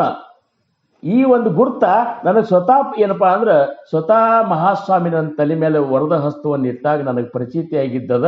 ಇದನ್ನ ಆಣಬಾಹೋನಿಯ ಜಾಣ, ಆಡಿ ಮಾಡಿ ಹೇಳ್ತಾನೆ ಅಂತೇಳಿ ಸಂತ ವಿಠಾಬಾಯಿ ಅವ್ರು ಹೇಳ್ತಾರೆ. ಅದಕ್ಕೆ ಆ ಪಾಂಡುರಂಗನನ್ನು ಒಲಿಸೋದಾಗಲಿ, ಸದ್ಗುರುನಾಥನ ಒಲಿಸ್ಕೊಳ್ಳಿಕ್ಕಾಗಲಿ, ಮಹಾಸ್ವಾಮಿಯ ಒಂದನ್ನು ಕೃಪೆಯನ್ನು ಪಡ್ಕೊಳ್ಳಿಕ್ಕಾಗಲಿ ನಾವು ಆ ಭಕ್ತರಾದಂಥ ನಾವು ನೀವುಗಳೆಲ್ಲ ಇನ್ಮ್ಯಾಲಿಂದ ಆದರೂ ಸಹಿತ ಏಕಾದಶಿ ಒಂದು ವೃತ್ತವನ್ನು ಆಚರಿಸೋಣ ಎಷ್ಟು ಸಾಧ್ಯದ. ಮತ್ತು ಯಾವ್ಯಾವ ಪಾಪಗಳು ಹೋಗ್ತಾವ ಅಂಥೇಳಿ ನಾರದರು ಕೇಳಿದ ಕೂಡಲೇ ಏಕಾದಶಿ ಹೇಳ್ತಂತ. ಇದ್ರಾಗ ಸ್ವಗೋತ್ರಜನ್ನು ಕೊಂದಂತಹ ಪಾಪ, ಬ್ರಹ್ಮಹತ್ಯ, ಗೋಹತ್ಯ, ಶಿಶುಹತ್ಯ, ಬಾಳಹತ್ಯೆ, ಇವೆಲ್ಲ ಹತ್ಯೆಗಳ ಪಾಪನೂ ಹೋಗ್ತದೆ. ಅಷ್ಟೇ ಯಾಕೆ ಸ್ವಗೋತ್ರರನ್ನು ಕೊಂದಂತಹ ಪಾಪನು ಸಹಿತ ಇದ್ರಾಗ ನಿರ್ನಾಮ ಆಗ್ತದೆ ಅಂತ ಹೇಳ್ತಾರೆ. ಇನ್ನೂ ಹೇಳ್ಬೇಕಂದ್ರೆ ಅವ್ರು ಹೇಳ್ತಾರೆ ಒಂದು ವಿಶೇಷ ವಿಚಿತ್ರ ಹೇಳ್ತಾರೆ ಅವ್ರು ಅದ್ರಾಗ ಬುಕ್ನಾಗ ಹೇಳ್ತಾರೆ. ಯಾರು ವರದಕ್ಷಿಣೆ ತಗೊಂಡು ಲಗ್ನ ಆಗಿರ್ತಾರಲ್ಲ, ಅವ್ರ ಮನೆಯೊಳಗೆ ಯಾರು ಊಟ ಮಾಡಿರ್ತಾರಲ್ಲ, ಆ ಊಟ ಮಾಡಿದವರು ಸಹಿತ 1,000 ವರ್ಷ ಹಂದಿ ಜನ್ಮದಾಗ ಹುಟ್ಟಬೇಕಾಗ್ತದೆ ಅಂತೇಳಿ ಆ ವರದಕ್ಷಿಣೆ ಬಗ್ಗೆನೂ ಅದ್ರಾಗ ಪ್ರಸ್ತಾಪ ಮಾಡ್ಯಾರ. ಇರಲಿ, ಅದು ಏನೇ ಹಾಕಿರಲ್ಯಾಕ ಆ ಗ್ರಂಥದೊಳಗೆ ಅವ್ರು ಹೇಳಿದಂಥ ವಿಚಾರವನ್ನು ಇವತ್ತು ಏನೋ ಬುಧವಾರ ಪಾಂಡುರಂಗನ ವಾರ, ಆಮೇಲೆ ಅತ್ಯಂತ ಅದ್ಭುತವಾದಂತಹ ಆಷಾಢ ಏಕಾದಶಿ ಮಹಾನ್ ಪರ್ವಕಾಲ. ಅದಕ್ಕೆ ನಮಗನಿಸ್ತು ಇವತ್ತು ಈ ಏಕಾದಶಿ ಬಗ್ಗೆ ನಿಮಗೆಲ್ಲ ಗೊತ್ತಿರಬೇಕಿದು, ಗೊತ್ತಿಲ್ಲ ಅಂತ ನಂದೇನಿಲ್ಲ. ಒಟ್ಟಿನ ಮೇಲೆ ಗೊತ್ತಿರಲಾರ್ದವ್ರಿಗೆ ಅದು ಸಹಿತ ಈ ಏಕಾದಶಿ ವೃತ್ತದ ಮಹಿಮೆ ಎಲ್ಲರಿಗೂ ಗೊತ್ತಾಗಲಿ ಅನ್ನುವಂಥ ಉದ್ದೇಶದಿಂದ ಇವತ್ತು ನಾನು ನಿಮ್ಮ ಮುಂದೆ ಈ ಒಂದು ಏಕಾದಶಿಯ ಮಹಿಮೆಯನ್ನು ವಿಠಾಬಾಯಿ ಸಂತ ವಿಠಾಬಾಯಿಯವರ ಅಭಂಗವನ್ನು ಪೀಠಿಗೆ ಇಟ್ಟುಕೊಂಡು ನಾನು ನಿಮ್ಮ ಮುಂದೆ ಇಟ್ಟರೆ ಅದನ್ನು ಎಷ್ಟು ಸಾಧ್ಯದ ಅಷ್ಟು ಇನ್ನಷ್ಟು ನೀವು ಮನ್ಯಾಗ ಕೂತದ್ರ ಬಗ್ಗೆ ಚಿಂತನೆ ಮಾಡಿ ಏಕಾದಶಿ ವ್ರತ ಮಾಡಿದರೂ ಸಹಿತ ಶ್ರದ್ಧೆಯಿಂದ, ಭಕ್ತಿಯಿಂದ, ಏಕಾಗ್ರ ಮನಸ್ಸಿನಿಂದ ಭಗವಂತನ ನಾಮಸ್ಮರಣೆಯೊಂದಿಗೆ ನಾವು ಅಲ್ಪೋಪಹಾರದೊಳಗೆ ಏಕಾದಶಿ ಮಾಡಿದರೂ ಆ ಮಹಾಸ್ವಾಮಿ, ಆ ಸದ್ಗುರುನಾಥ, ಆ ಪಾಂಡುರಂಗ ಸಂತೋಷಗೊಳ್ತಾನೆ ಅಂತ ಹೇಳ್ಕೊತ ಅಂಥ ಒಂದು ಪ್ರೇರಣಾ ಯಾರು ಮಾಡಿಲ್ಲ, ಕೆಲವೊಬ್ಬರಿಗೂ ಆಡೋದಿಲ್ಲ, ಇನ್ನು ಮುಂದೆ ಮಾಡ್ಲಿಕ್ಕೆ ಪ್ರಯತ್ನ ಮಾಡೋಣ ಅಂತೇಳಿ ನಾ ಹೇಳ್ಕೊತ ಇವತ್ತಿನ ಸೇವೆಗೆ ನಾನು ವಿರಾಮ ಕೊಡ್ತೀನಿ. ಆಕಲ್ಪಾಯುಷ್ಯವೇತೆ ಆಕುಳ ಮಾಜಿ ಆಸಕಳ ಹರಿಚಾದಾಸ कल्पनेची बाधान हो कोण काळी ही संत मंडळी सुखी असो अहंकाराच्या वारा न लागो रासा माझा विष्णुदासा भाविकासी नामा म्हणितया असावे कल्याण जामुख निदान पांडुरंग पुंडलीक वरदार विठ्ठल पार्वती पतेश्वर महादेव राजाधिराज सद्गुरुनाथ महाराज की जय। श्री गुरुदेव दत्त। चिदंबर नमस्तेस्तु चिंतितार्थ प्रदायिने औदुंबर सदावास चिदंबर नमोस्तुते। औदुंबर निवासी भक्ताभिमानी राजाधिराज श्री सद्गुरु शिव चिदंबरेश्वर महाराज की जय। सद्गुरु दास राजा राम महाराज की जय। जय जय रघुवीर समर्थ। जय चिदंबर। जय श्री राम।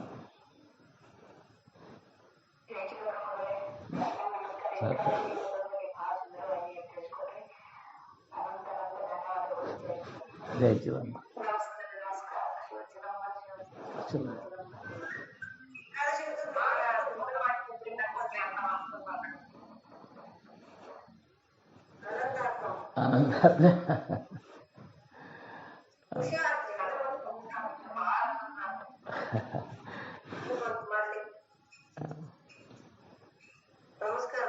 ನಮಸ್ಕಾರ ನಮಸ್ಕಾರ ಎಲ್ಲರಿಗೂ ನಮಸ್ಕಾರ.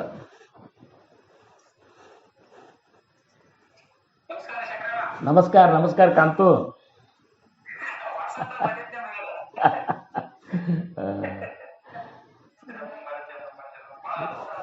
ಅದ್ಭುತ ಆತ.